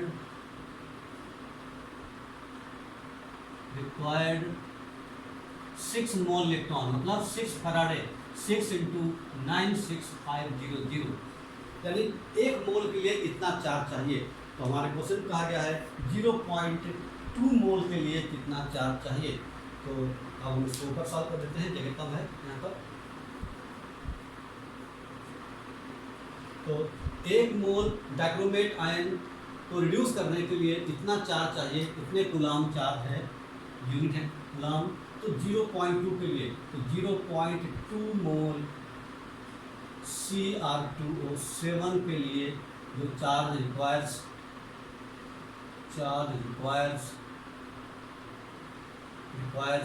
कितना हो जाएगा 6 इंटू 96500, ये आपका कितने के लिए है, एक मोल के लिए। तो 0.2 के लिए कितना हो जाएगा इंटू 0.2 और कर देंगे 0.2, ये आगे हमारा। तो ये एक मोल के लिए इतना, 0.2 के लिए कितना मल्टीप्लाई कर दिया, तो ये मल्टीप्लाई हो जाएगा, कितना हो जाएगा भाई 200 200 2 5 जा 10 कैरी ओवर 1, 2 6 जा 18 119 कैरी ओवर 1, 2 9 जा 18 119, यानी ये वैल्यू आ गया। और इंटू 6 कर देंगे, इस तरीके से हमारा चार्ज निकल आएगा। हाउ मेनी कूलाम्स, तो इतने एक मोल क्रोमियम आयन है Cr2O7 को चेंज करना Cr2 प्लस में, तो यहाँ पर क्रोमियम के 2 एटम है तो यहाँ पर 2 कर दिया, O7 है तो यहाँ 7 स्टोर कर दिया, 7 2 जा 14 तो 14 प्लस कर दिया, 14 में से 2 गया बचा प्लस का 12 तो 6 इलेक्ट्रॉन। तो एक मोल डाइक्रोमेट आयन को रिडक्शन कराने के लिए हमको जो चार्ज है वो कितना है, इतना चार्ज है, यानी 6 मोल इलेक्ट्रॉन, यानी 96500। एक मोल इलेक्ट्रॉन का मतलब है एक फराडे 96500। तो 0.2 मोल के लिए कितना होगा, तो 0.2 मोल के लिए हमको चार्ज चाहिए इतना। इसको हम सॉल्व कर लेंगे तो ये वैल्यू हमारी कितनी आएगी, ये आ जाएगा आपका 96500 इंटू 6 इंटू 0.2, इसको सॉल्व करेंगे ये हो जाएगा आपका 11580, ये हो जाएगा वैल्यू 11580 कूलाम, 11580 कूलाम। ठीक, तो ये वैल्यू आपकी आ जाएगी। इस तरीके से चार्ज हम निकाल सकते हैं 0.2 मोल को करने के लिए। यानी उसके बाद कहा गया बच्चों, अगला पार्ट में कहा गया है, तीसरा पार्ट है बच्चों कि कंप्लीट रिडक्शन ऑफ एमिनोफोर आयंस, यानी जो एमिनोफोर आयंस है, एमिनोफोर आयंस को रिड्यूस कर रहा है इसमें Mn+2 में। तो यहाँ पर भी वही काम करना है कि हमें सबसे पहले हमें क्या करना है, इसको बैलेंस करना है। सबसे पहले Mn बैलेंस है क्योंकि 4 एटम है, तो यहाँ पर हो जाएगा 4H2O, 4 2 जा 8 है तो यहाँ पर हो जाएगा 8H प्लस 8 में से 1 गया बचा 7, यहाँ 2 है तो यहाँ पर 5 इलेक्ट्रॉन जोड़ देंगे, ये आ गया बात। तो कह रहा है complete reduction of in 500 ml of 0.2 anion complete. अब हमको क्या करना है, यहाँ पर हमको मोल पता करने हैं। तो मोल पता करने के लिए हम क्या करेंगे, मोल पता करने के लिए हम मोलरिटी हमको गिवन है, मोलरिटी गिवन कितनी है 0.5। तो मोलरिटी का फार्मूला है number of moles upon volume of solution in litre, ये लगा देंगे। मोलरिटी कितनी दी है 0.5 बराबर नंबर ऑफ मोल्स हमको यहाँ से पता हो जाएंगे, ठीक है। और वॉल्यूम कितना दिया है 500 ml वॉल्यूम होना चाहिए लीटर में, 500 अपॉन 1000 लीटर में हो गया चेंज, ये हो गया 1/2, 2 पहुँच जाएगा ऊपर, ये हो जाएगा 2n। तो नंबर ऑफ मोल्स कितने हो जाएंगे 0.5/2, ये नंबर ऑफ मोल हो जाएंगे, यानी 0.5/2 कितने मोल हो गए। अब ये इतने मोल हैं, तो इतने मोल के लिए इतने फराडे चार्ज, तो 1 मोल के लिए इतने फराडे चार्ज, तो इतने मोल के लिए कितना चार्ज होगा, तो ये हम निकाल सकते हैं। तो यहाँ पर हम क्या देखेंगे कि 1 मोल तो आपका MnF4 -1 को रिड्यूस करने के लिए जो चार्ज है वो कितना है 5 फराडे, मतलब 5 × 9650 कूलाम, 1 मोल MnO4 को रिड्यूस करने के लिए। तो हमारे पास कितने मोल हैं, इसको डिवाइड कर देंगे अगर हम, कितना निकलेगा 5 × 5, 5 4 20, 1/4 यानी 0. कितना जाएगा 0.25, तो 0.25 मोल के लिए कितना हो जाएगा, तो 5 × 9650 × 0.25, तो ये कितने कूलाम चार्ज की जरूरत पड़ेगी। इसको सॉल्व करेंगे तो ये वैल्यू कितनी आएगी, इसको सॉल्व करने पर जो हमारी वैल्यू आएगी वो आ जाएगी 5 × 9650, 5 × 9650 ये आ गया इंटू 0.25, ये वैल्यू आ गया हमारा 120,625 कूलाम के आसपास आ गया। तो ये वैल्यू आ गई हमारी 120,625 कूलाम। तो इस तरीके से हमने क्या किया कि हमको ये पता चल गया कि कितना कंपाउंड है, वो उसको बनाने के लिए कितना हमको चार्ज की जरूरत पड़ेगी। ऐसे फार्मूले को बोलते हैं हम लोग फराडे फर्स्ट लॉ के नाम से जानते हैं, और हमने इस पर कुछ न्यूमेरिकल किए। आप लोग कुछ न्यूमेरिकल करेंगे तो आपको इस फार्मूले की प्रैक्टिस होगी, और जो रिडॉक्स रिएक्शन वाली चीज़ें हैं इनसे रिलेटेड भी कुछ आपको जानकारी होगी, उसको देखोगे आप तो आपको इसके बारे में आगे लगेगा। तो इस तरीके से ये रूल है, उसको हम लोग फराडे फर्स्ट लॉ के नाम से जानते हैं। उसके बाद में एक दूसरा रूल भी है जिसको बोलते हैं हम लोग फराडे सेकंड लॉ।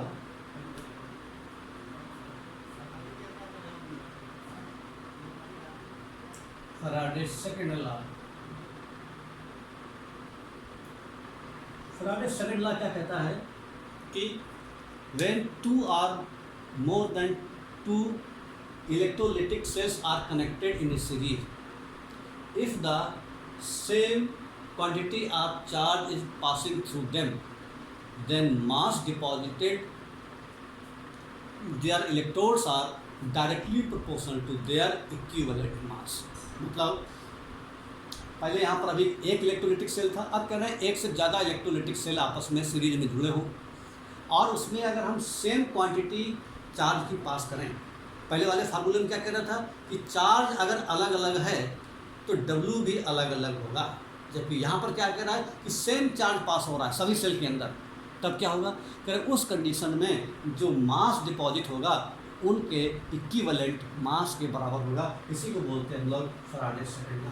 तो फराडे सेकंड लॉ क्या कहता है, if the same quantity of charge is passing through different electrolytic cells which are connected in a series, then mass deposited their electrodes are directly proportional to their equivalent masses। ठीक है, यानी मतलब अगर हमारा ये एक इलेक्ट्रोड है, ये सारी इलेक्ट्रोलिटिक सेल है, दूसरा ये इलेक्ट्रोलिटिक सेल है, और ऐसे बहुत सारे इलेक्ट्रोलिटिक सेल आपस में जुड़े हुए हैं। तो यहाँ पर क्या है कि यहाँ पर अगर हम इनको जोड़ दें इस तरीके से, तो यहाँ पर क्या होगा, ये जो है इसमें दोनों में सेम चार्ज पास किया जाए तो क्या होगा, अगर मान लीजिए कि यहाँ पर कंपाउंड है, सपोज करिए कि कॉपर सल्फेट है सपोज, और इसमें आपका है जिंक नाइट्रेट, ये आपका सॉल्यूशन भरा हुआ है। तो कह रहे हैं कि जो इलेक्ट्रोड पर जो डिपॉजिट होने वाला मास है, अगर W की वैल्यू सेम है तो कह रहे हैं कि इसका मास इसके इक्विवेलेंट मास के और इसका मास इसके इक्विवेलेंट के मास के बराबर होगा, यानी W1/W2 = E1/E2, E1/E2। W1 का मतलब है कॉपर का डिपॉजिट होने वाला मास, ठीक है, तो W1 का मतलब है कॉपर का डिपॉजिट होने वाला मास, यानी हम चाहें तो जान सकते हैं Cu, तो E भी Cu का ही होना चाहिए, यानी कॉपर का ही इक्विवेलेंट मास होना चाहिए। W2 अगर हम जिंक का ले रहे हैं मास, तो इसका मतलब आपको इक्विवेलेंट मास भी जिंक का पता होना चाहिए। हम चाहें तो फार्मूले में रिवर्स कर दें तो भी कोई दिक्कत नहीं है, ये ऊपर होगा तो ये वाला पोर्शन भी ऊपर हो जाएगा, ठीक है। तो W1/W2 = E1/E2 लिखें, या W2/W1 = E2/E1 लिखें तो कोई फ़र्क नहीं पड़ेगा, क्योंकि दोनों उसी के साथ हैं। W के साथ कॉपर का इक्विवेलेंट मास, जो कॉपर का मास है उसी के साथ कॉपर का इक्विवेलेंट मास, और जिसका मास इधर दिया है उसी का इक्विवेलेंट मास रखेंगे। तो यहाँ पर ये 4 क्वांटिटी दी हैं, W1, W2, E1, E2। तो यहाँ पर हम क्या कर सकते हैं कि एक जो अननोन मेटल है उसका हम इक्विवेलेंट मास निकाल सकते हैं, या दोनों मेटल का इक्विवेलेंट मास हमको पता है, तो एक मेटल का मास पता है तो उसकी हेल्प से दूसरे मेटल का मास निकाल सकते हैं। तो हम इस तरीके से इस फार्मूले को हम लोग बोलते हैं फैराडे सेकंड लॉ के नाम से जानते हैं। और इस पर जो फार्मूला बनेगा आपका W1/W2 = E1/E2 याद रखना है। ठीक है, तो आपको ये डिफिनीशन याद रखना है। डिफिनीशन फैकल्टी बुक में लिखी है, एनसीईआरटी बुक में आप देखेंगे क्या डिफिनीशन कह रहा है कि if the same quantity of charge is passes through 2 or more than 2 different electrolytic cells which are connected in a series, then mass deposited at the electrodes are directly proportional to their equivalent mass। यानी जो W1/W2 है तो W1/W2 बराबर E1/E2 है। बच्चों ये formula आपका इसको बोलते हैं हम लोग फैराडे सेकंड लॉ के नाम से जानते हैं। ठीक बच्चों, तो इसके न्यूमेरिकल थोड़ा हम और बाद में कराएंगे। इसके पहले हम आप थोड़ा सेल के बारे में पढ़ लेते हैं। तो जो इलेक्ट्रोलिटिक वाला कॉन्सेप्ट है इसमें खाली 2 ही फार्मूले हैं, Faraday first law, Faraday second law. ये पता करना है, इस पर सवाल आ सकते हैं। और ये पूछा जा सकता है कि अगर हम किसी भी कंपाउंड का इलेक्ट्रोलिसिस कराते हैं तो कैथोड पर कौन सी गैस मिलेगी या कौन सा सब्सटेंस डिपॉजिट होगा और एनोड पर कौन सा सब्सटेंस डिपॉजिट होगा according to preferential discharge theory. यानी कौन सा कैटायन डिपॉजिट होगा और कौन सा नहीं होगा, वो फार्मूले उस पर न्यूमेरिकल आएंगे। और प्लस ये जो 2 फार्मूले बताए हैं इन पर न्यूमेरिकल बनते हैं। और ये दोनों रूल भी आपको याद होना चाहिए बोर्ड के पॉइंट ऑफ व्यू से कि फैराडे फर्स्ट लॉ क्या होता है, फैराडे सेकंड लॉ क्या रहता है। तो बच्चों अब दूसरा जो सेल है उसको बोलते हैं हम लोग सेल के बारे में। जो हमारा दूसरा टॉपिक है वो है सेल के बारे में। सेल क्या होता है, सेल के बारे में पढ़ा है आपने। सेल आपका एक जो है डिवाइस है, ठीक है, जो क्या करती है आपका केमिकल एनर्जी को इलेक्ट्रिकल एनर्जी में या इलेक्ट्रिकल एनर्जी को केमिकल एनर्जी में कन्वर्ट करती है। तो सेल हमारे 2 प्रकार के होते हैं। एक सेल होता है इलेक्ट्रोलिटिक सेल, और दूसरा सेल को बोलते हैं हम लोग गैल्वेनिक सेल। गैल्वेनिक सेल 2 प्रकार के सेल हैं, गैल्वेनिक सेल या इसी को बोलते हैं वोल्टाइक सेल।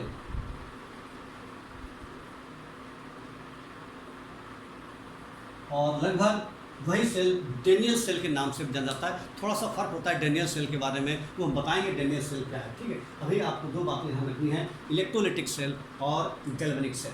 इलेक्ट्रोलिटिक सेल क्या होता है बच्चों, इलेक्ट्रोलिटिक सेल हम उसको कहते हैं कि जिसमें आपका इलेक्ट्रोलिटिक सेल वो सेल है कि जिसमें हम इलेक्ट्रिकल एनर्जी को केमिकल एनर्जी में कन्वर्ट करते हैं। मतलब इलेक्ट्रिकल एनर्जी को हम केमिकल एनर्जी में चेंज करते हैं, ऐसे सेल को बोलते हैं इलेक्ट्रोलिटिक सेल। जबकि गैल्वेनिक सेल में क्या करते हैं हम लोग, केमिकल एनर्जी को इलेक्ट्रिकल एनर्जी में चेंज करते हैं। तो मतलब ये आपका जो इलेक्ट्रोलिटिक सेल है, अभी तक जो हमने पढ़ा था इलेक्ट्रोलिसिस में उसी प्रकार का सेल पढ़ा था इलेक्ट्रोलिटिक सेल। इसमें जो एनोड रहता है, एनोड होता है पॉजिटिव, ध्यान रखने वाली बात है, एनोड पॉजिटिव होता था और कैथोड कैसा होता था, निगेटिव। कैथोड निगेटिव होता था। लेकिन यहाँ पर हमारा अपोजिट हो जाएगा। जो गैल्वेनिक सेल है वो उस तरह का सेल है जिससे हमको केमिकल एनर्जी से इलेक्ट्रिकल एनर्जी मिलती है, जिसका हम लोग यूज करते हैं। जैसे में कार में लगने वाली बैटरी, घर में लगने वाला इन्वर्टर, ठीक है, ये सारे जो है जो आपका सेल है सिंपल, वो ड्राई सेल, वो भी इसी तरह का एग्जाम्पल है। सेल के अंदर कुछ केमिकल्स भरे होते हैं और उस केमिकल में जो एनर्जी है वो इलेक्ट्रिकल एनर्जी में कन्वर्ट होती है, जिससे हमको की बिजली मिलती है। ट्रांजिस्टर है, ट्रांजिस्टर के अंदर जो सेल लगते हैं, टार्च है उसके अंदर जो सेल इस्तेमाल होते हैं, वो सारे इसी प्रकार के सेल हैं जिनको हम लोग गैल्वेनिक सेल कहते हैं। ठीक है, तो गैल्वेनिक सेल और वोल्टाइक सेल, वोल्टा नाम के जर्मन के साइंटिस्ट थे वोल्टा और एक साइंटिस्ट थे लुइस गैल्वेनी, इन दोनों ने लगभग आसपास थोड़े समय के अंतराल में दोनों ने एक ही बात बताई, इसलिए दोनों को क्रेडिट दिया गया। गैल्वेनिक सेल भी कहते हैं या फिर वोल्टाइक सेल भी कहते हैं, दोनों का मतलब एक ही है। तो क्या होता है गैल्वेनिक सेल और वोल्टाइक सेल, ये हम जान लेते हैं। एक बार इसका डायग्राम बना देते हैं। इलेक्ट्रोलिटिक सेल के बारे में हमने देखा, इलेक्ट्रोलिटिक सेल में क्या रहता है, इलेक्ट्रोलिटिक सेल में एक ही कंपार्टमेंट है, उसमें 2 आपके इलेक्ट्रोड हैं, एक को बोलते हैं कैथोड और एक को बोलते हैं एनोड। और ये आपका जो सॉल्यूशन है वो इलेक्ट्रोलाइट है। ठीक है, ये वाला एनोड है पॉजिटिव वाला और निगेटिव वाला बच्चों कैथोड है। तो एक कैथोड है और एक एनोड है। तो ये दो आपके सेल हैं, एनोड और कैथोड। ये आपका इलेक्ट्रोलिटिक सेल है, इलेक्ट्रोलिटिक सेल। गैल्वेनिक सेल में क्या रहता है, गैल्वेनिक सेल जो है वो आपका अलग अलग कंपार्टमेंट रहते हैं, दो अलग अलग कंपार्टमेंट रहते हैं, और इस प्रकार के सेल को बोलते हैं लोग गैल्वेनिक सेल। एक सेल ये है, इस तरह से देखिए ध्यान से बच्चों, ये है, इसमें एक रॉड लगी रहती है, एक रॉड यहाँ पर लगी रहती है, और ये दोनों रॉड आपके गाछ से जुड़ा रहता है, ठीक है। और यहाँ पर एक, इसको बोलते हैं लोग साल्ट ब्रिज, एक इन्वर्टेड यू टाइप की नली रहती है, यू शेप का ट्यूब,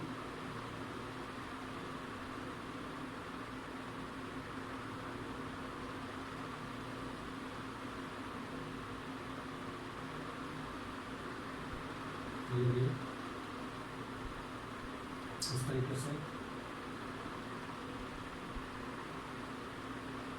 मतलब ये जो है साल्ट ब्रिज है,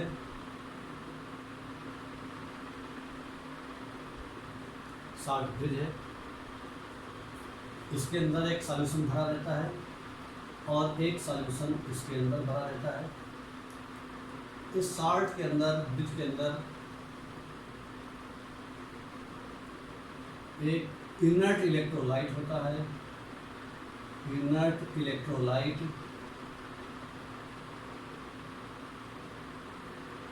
इलेक्ट्रोलाइट, और यहाँ पर आपका क्या रहता है, वोल्टामीटर, ठीक है। इस तरीके से आपका ये जो डायग्राम है ये साल्ट ब्रिज बताता है, ठीक है। जहाँ पर ये वाला, इधर वाला होता है एनोड, इधर वाला होता है एनोड, और इधर वाला होता है कैथोड। कैथोड, एनोड हमेशा लेफ्ट में रहता है और कैथोड हमेशा राइट में रहता है। तो ये वाला जो एनोड है, ये वाला कैथोड रहता है। ये जो साल्ट ब्रिज है, ये आपके एक हाफ सेल ये है, दूसरा हाफ सेल ये है। ऐसे पूरे सिस्टम को हम गैल्वेनिक सेल या वोल्टेइक सेल के नाम से जानते हैं। यहाँ पर जो एनोड है इसका ऑक्सीडेशन होता है, और जो यहाँ पर कैथोड है उसका रिडक्शन होता है, ठीक है। यहाँ पर ये आपका जो साल्ट ब्रिज है ये इस सर्किट को कंप्लीट करता है। एक खास बात ये है कि ये जो सर्किट है इसको कंप्लीट करता है पूरा, दो हाफ सेल हैं उनको कनेक्ट करने का काम करता है। एक फ़ायदा इसका ये है, इससे साल्ट ब्रिज लगाते हैं। दूसरा काम ये है कि it maintains the electrical neutrality, ये इलेक्ट्रिकल न्यूट्रलिटी को भी मेंटेन करता है, ठीक है। तो यार ये दो पॉइंट आपको ध्यान से अच्छी तरह समझने हैं। ये दो काम इसके इम्पोर्टेंट हैं। एक काम क्या है, ये आपका दो जो हाफ सेल हैं इनको कंप्लीट करता है, सर्किट कंप्लीट करता है। दूसरी बात ये है इलेक्ट्रिकल न्यूट्रलिटी को मेंटेन रखता है। ये इसका क्या मतलब है, इसको भी हम आगे समझेंगे। इलेक्ट्रिकल न्यूट्रलिटी का मतलब क्या है, ये क्यों कह रहे हैं इलेक्ट्रिकल न्यूट्रलिटी को मेंटेन रखता है, कैसे मेंटेन रखता है, ठीक है। ये बात आपको समझना पड़ेगा। तो यहाँ पर देखिए ये आपका एनोड है, एनोड जो होता है वो निगेटिव होता है, और यहाँ पर जो कैथोड है वो पॉजिटिव होता है। तो ये फ़र्क है दोनों में। ध्यान रखने वाली बात ये है कि जो आपका एनोड रहता है इलेक्ट्रोलिटिक सेल में वो एनोड पॉजिटिव होता था, यहाँ पर एनोड निगेटिव है, वहाँ पर कैथोड निगेटिव होता था, यहाँ पर कैथोड पॉजिटिव है, ठीक है। एनोड पर जो रिएक्शन होती है हमने पहले ही बताया, सेल चाहे कोई भी हो, एनोड पर हमेशा ऑक्सीडेशन रिएक्शन होती है, ऑक्सीडेशन रिएक्शन। मान लीजिए कि हमारे पास ये कंपाउंड यहाँ पर है जिंक सल्फेट, और यहाँ पर ले लिया हमने कॉपर सल्फेट। तो ये आपका जिंक की रॉड है, जिंक रॉड, और ये यहाँ पर है कॉपर की रॉड, कॉपर रॉड। तो यहाँ पर क्या होगा, एनोड पर ऑक्सीडेशन होगा, तो क्या होगा कि जो जिंक है वो क्या करेगा, ऑक्सीडेशन होगा, और जिंक क्या करेगा, इलेक्ट्रॉन को लूज करेगा।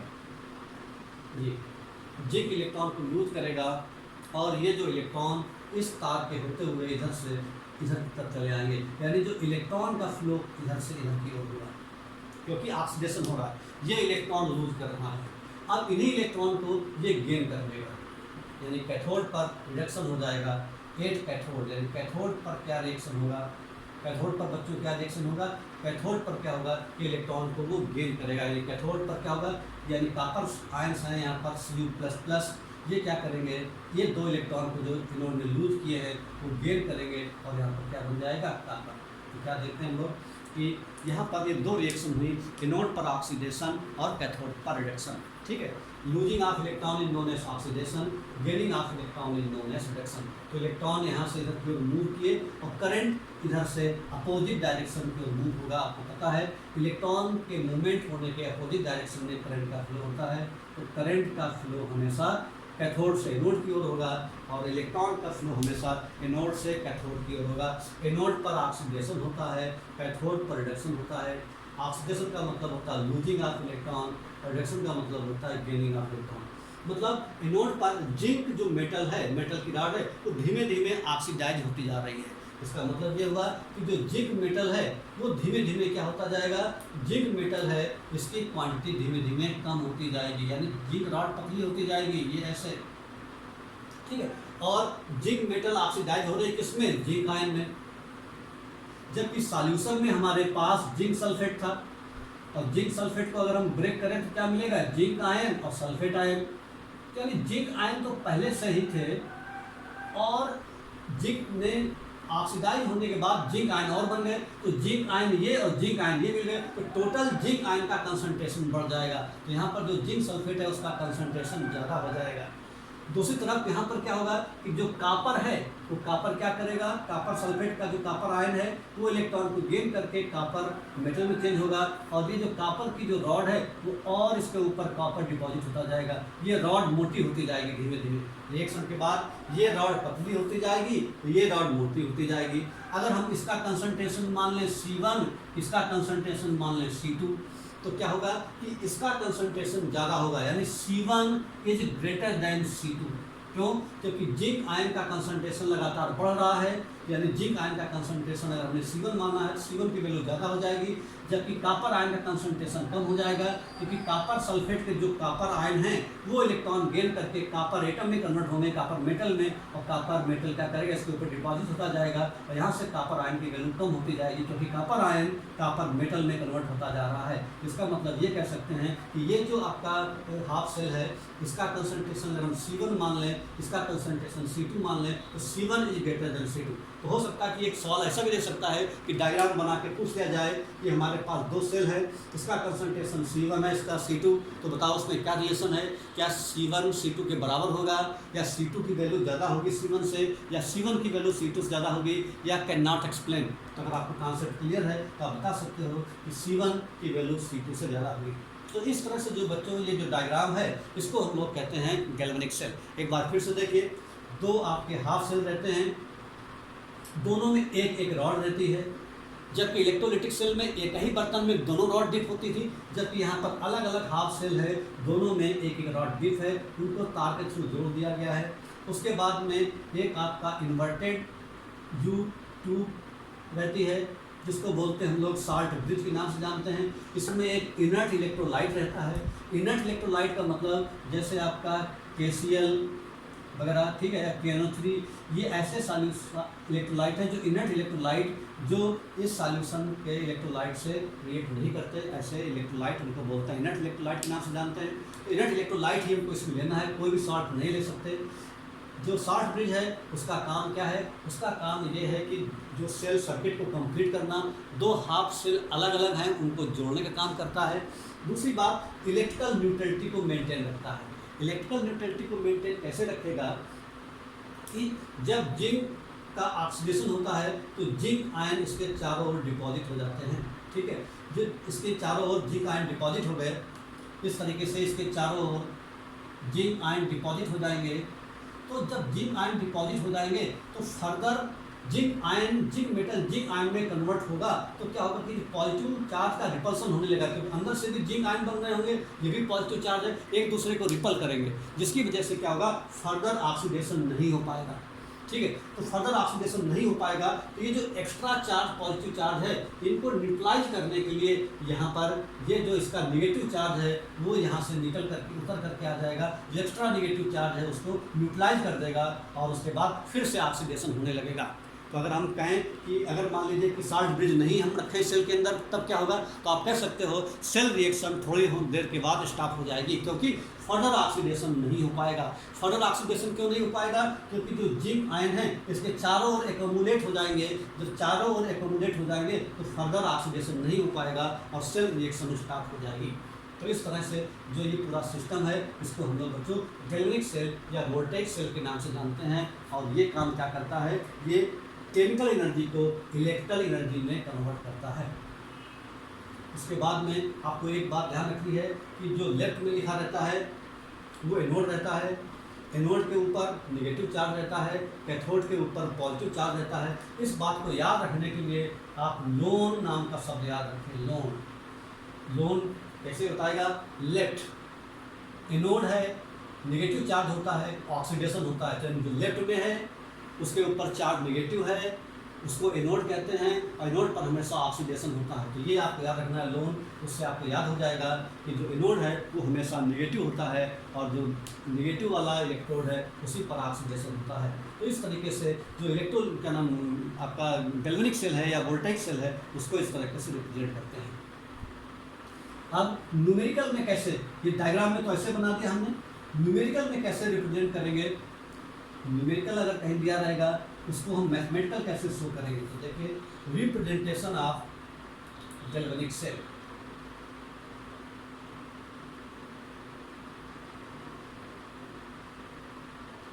Representation of galvanic cell,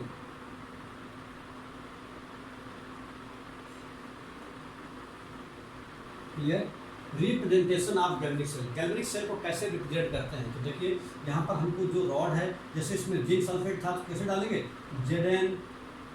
Zn plus C1, salt bridge का साइन Cu प्लस C2 और लाइन C, इस तरीके से रिप्रेजेंट करते हैं सेल को। यहाँ पर क्या बता रहा, देखिए यहाँ पर पहला जो हमने इधर लिया था तो क्या देखा था हमने, यानी जिंक रॉड थी और जिंक सल्फेट का सॉल्यूशन था,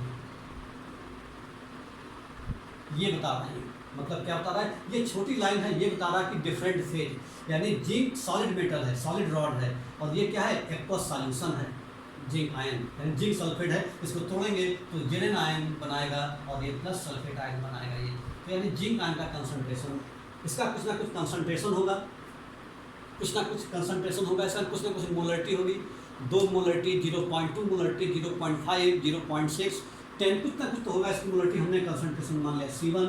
तो यानी एक छोटी लाइन बताती है 2 डिफरेंट फेज, 2 पैरेलल लाइन बताती है साल्ट ब्रिज, ये साल्ट ब्रिज बताता है, ठीक है। उसके बाद में यहाँ पर हमने जिंक पहले क्यों लिखा, क्योंकि इसका ऑक्सीडेशन हो रहा है, जब ऑक्सीडेशन होता है तब जिंक मेटल जिंक आयन में कन्वर्ट होती है, इस तरह से रिएक्शन बनता है। तो इसका मतलब Zn कन्वर्ट टू Zn2, इसलिए ऐसा लिखा हुआ है। यहाँ पर Cu++ पहले क्यों लिखा है, क्योंकि यहाँ पर रिडक्शन होता है, Cu++ क्या करता है, इलेक्ट्रॉन गेन करके Cu में बदलता है, इसलिए यहाँ पर Cu लिखा। और C2 का मतलब जो आपका कॉपर सल्फेट है उसका भी कंसंट्रेशन कुछ ना कुछ होगा, तो ये C2। तो किसी भी सेल को मैथमेटिकल ऐसे रिप्रेजेंट करते हैं, कहीं पर ऐसे लिखा हुआ है तो इसका मतलब है कि एक गैल्वेनिक सेल की बात हो रही है, जिसमें ये आपका जो लेफ्ट में लिखा है वो हमेशा एनोड रहता है, ध्यान में रखिए। जो IUPAC कन्वेंशन है उसमें यही बताया गया है कि जो लेफ्ट में लिखा है उसमें एनोड है, और जो राइट में लिखा रहता है उसको बोलते हैं हम लोग कैथोड। कैथोड एनोड पर क्या होता है, ऑक्सीडेशन होता है, ये भी बात को याद रखना है। कैथोड पर क्या होता है, रिडक्शन हो जाएगा, ठीक है। एनोड कैसा रहता है, निगेटिव रहता है, ये कैसा रहता है, पॉजिटिव रहता है। इलेक्ट्रॉन फ्लो किधर से होते हैं, एनोड से कैथोड की ओर, करंट फ्लो किधर होता है, कैथोड से एनोड की ओर। तो ये हमको इतनी बातें याद रखना है कि ये जो दिया हुआ है वो एक प्रकार का आपका गैल्वेनिक सेल या वोल्टेइक सेल के नाम से जानते हैं, ठीक है। तो इस तरीके से कोई भी सेल अगर आपका 2 पैरेलल लाइन खींची हो, इसका मतलब होता है साल्ट ब्रिज। ये 2 डिफरेंट फेज हैं, ये ऑक्सीडेशन शो कर रहा है, ये रिडक्शन शो कर रहा है। C1 and C2 are the concentration of zinc sulphate and copper sulphate respectively, ठीक है बच्चों। तो इस तरीके से हम आपको रिप्रेजेंटेशन ऑफ गैल्वेनिक सेल के नाम से जानते हैं।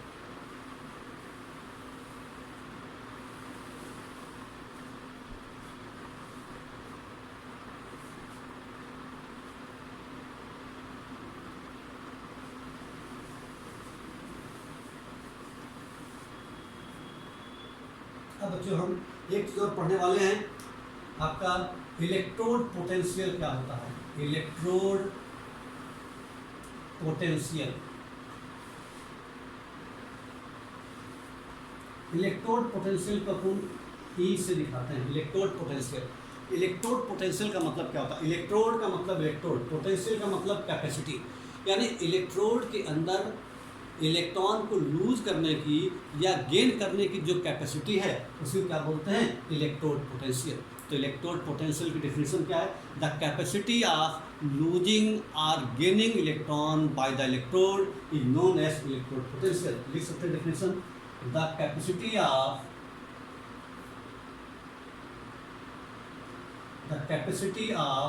losing or gaining, the capacity of losing or gaining electrons by the electrode is known as electrode potential. Electrode potential, clear? It is represented by E. Electrode potential कहते हैं the capacity of losing और gaining electrons by the electrode is known as electrode potential. यानी electrode के अंदर electron को loose करने या gain करने की कुछ ना कुछ कैपेसिटी होगी। सारे जो इलेक्ट्रोड हैं उनमें रिडक्शन सेम नहीं होता। सारे इलेक्ट्रोड हैं जिनका एनोड बना हुआ है अलग अलग मेटल का, उनमें सब में जो ऑक्सीडेशन है वो सेम नहीं होता। तो कुछ ना कुछ उसके इलेक्ट्रॉन को लूज करने की या गेन करने की जो कैपेसिटी है उसी को बोलते हैं हम लोग इलेक्ट्रोड पोटेंशियल। इलेक्ट्रोड पोटेंशियल बच्चों दो प्रकार का होता है, इट इज टू टाइप्स। दो प्रकार का होता है, कौन सा? एक होता है oxidation electrode potential, oxidation electrode potential, और एक बच्चों होता है reduction electrode potential, reduction electrode potential. दो प्रकार का है, एक ऑक्सीडेशन इलेक्ट्रोड पोटेंशियल और एक रिडक्शन इलेक्ट्रोड पोटेंशियल। तो ये डिफिनेशन आप याद रखना अच्छी तरीके से, इलेक्ट्रोड पोटेंशियल क्या होता है। उसके बाद में जो ऑक्सीडेशन इलेक्ट्रोड पोटेंशियल, जैसा कि इसके नाम से पता चल रहा है, हमने चूंकि जब खाली इलेक्ट्रोड पोटेंशियल बताया तो हमने वहाँ पर दो बातें बताई, द कैपेसिटी ऑफ लूजिंग और गेनिंग। ऑक्सीडेशन इलेक्ट्रोड पोटेंशियल का मतलब है the capacity of losing electron only, not gaining. तो ऑक्सीडेशन इलेक्ट्रोड पोटेंशियल का मतलब है the capacity of losing electron by the electrode is known as oxidation electrode potential. आप चाहे लिख दो डेफिनेशन, ऑक्सीडेशन इलेक्ट्रोड पोटेंशियल का मतलब है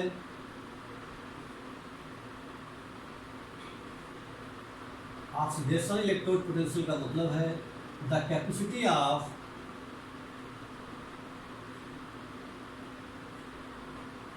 losing electron, the capacity of losing electron,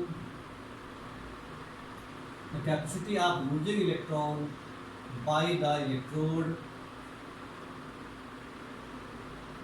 is known as oxidation electrode potential, oxidation electrode potential, oxidation electrode potential के नाम से जानते हैं। ऐसे ही रिडक्शन में सेम कर देना है, सेम डेफिनेशन है ये, reduction electrode potential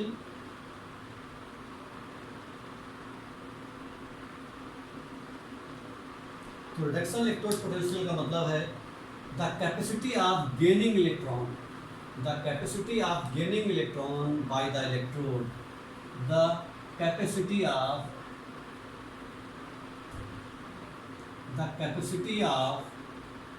gaining electron, the capacity of gaining electron by the electrode, the capacity of gaining electron by the electrode is known as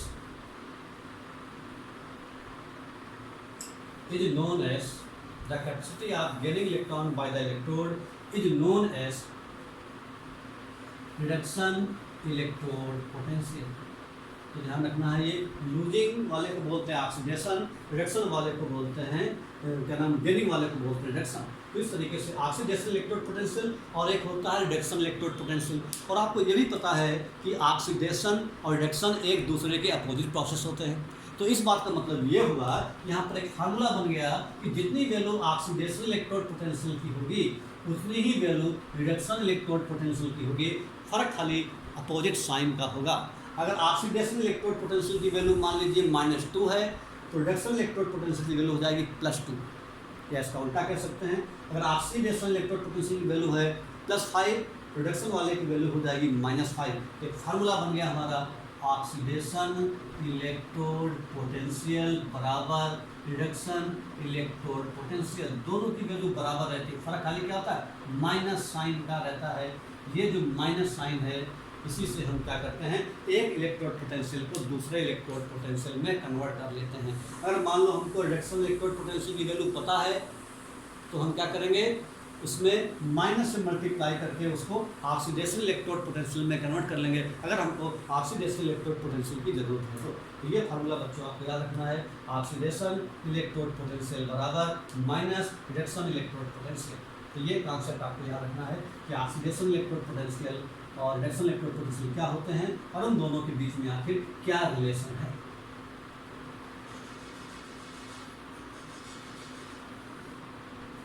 इसके बाद बच्चों अब हम लोग पढ़ेंगे ऑक्सीडेशन इलेक्ट्रोड पोटेंशियल और जो रिडक्शन इलेक्ट्रोड पोटेंशियल हमने सीखा। इसके बाद हम सीखते हैं कि ये जो ऑक्सीडेशन जो इलेक्ट्रोड पोटेंशियल है वो किन किन बातों पे डिपेंड करता है, ठीक है। Factors which affects the value of electrode potential. कौन कौन से फैक्टर हैं जो आपको इलेक्ट्रोड पोटेंशियल की वैल्यू इफेक्ट करते हैं। तो पहला फैक्टर है आपका टेम्परेचर, दूसरा फैक्टर है कंसंट्रेशन, और तीसरा फैक्टर है nature of the rod. Nature of the rod यानी कि रॉड है तो किस मटेरियल की बनी है। ये 3 फैक्टर पर इलेक्ट्रोड पोटेंशियल की वैल्यू डिपेंड करता है। इसका मतलब ये हुआ कि अगर हमको डिफरेंट मेटल का अगर हमको इलेक्ट्रोड पोटेंशियल निकालना हो तो हमें क्या करना पड़ेगा, 2 फैक्टर कांस्टेंट रखने पड़ेंगे। कौन कौन से, टेम्परेचर और कंसंट्रेशन, ठीक है। अगर हम टेम्परेचर 25 डिग्री सेल्सियस मान लें या 298 केल्विन, और जो कंसंट्रेशन है वो हम मान लें आपका 1 मोलर, ठीक है। और गैस इलेक्ट्रोड है तो उसको मान लेंगे 1 एटमॉस्फेयर। गैस इलेक्ट्रोड है तो यहाँ पर हम 25 डिग्री सेल्सियस और 1 मोलर कंसंट्रेशन पर अगर हम किसी इलेक्ट्रोड का इलेक्ट्रोड पोटेंशियल मालूम करें तो उसको हम लोग क्या कहते हैं, स्टैंडर्ड इलेक्ट्रोड पोटेंशियल, ठीक है। तो एक शब्द और है standard electrode potential. Standard electrode potential, standard electrode potential, इसको बच्चों E0 से डिनोट करते हैं, जबकि खाली इलेक्ट्रोड पोटेंशियल को हम केवल E से डिनोट करते थे। तो स्टैंडर्ड इलेक्ट्रोड पोटेंशियल का मतलब है when electrode potential measures at 25 degree Celsius temperature and 1 molar concentration, then such type of electrode potential is known as standard electrode potential। यहाँ पर लिख सकते हैं when electrode potential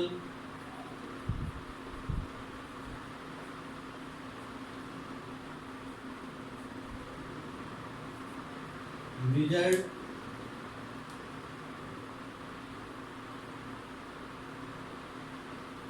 when electrode potential measured at 25 degree Celsius temperature and 1 molar concentration,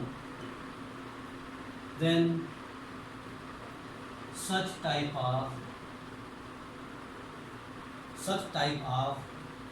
electrode potential is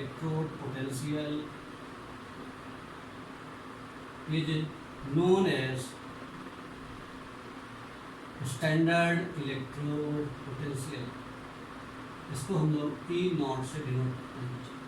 तो इस तरीके से electrode potential क्या है बच्चों, स्टैंडर्ड इलेक्ट्रोड पोटेंशियल क्या है। आज की क्लास में इतने रखते हैं। अगली क्लास में बच्चों को बताएंगे कि सेल पोटेंशियल या इलेक्ट्रोमोटिव फोर्स कैसे सेल का निकालते हैं और किस तरीके से इस पर न्यूमेरिकल बनेंगे।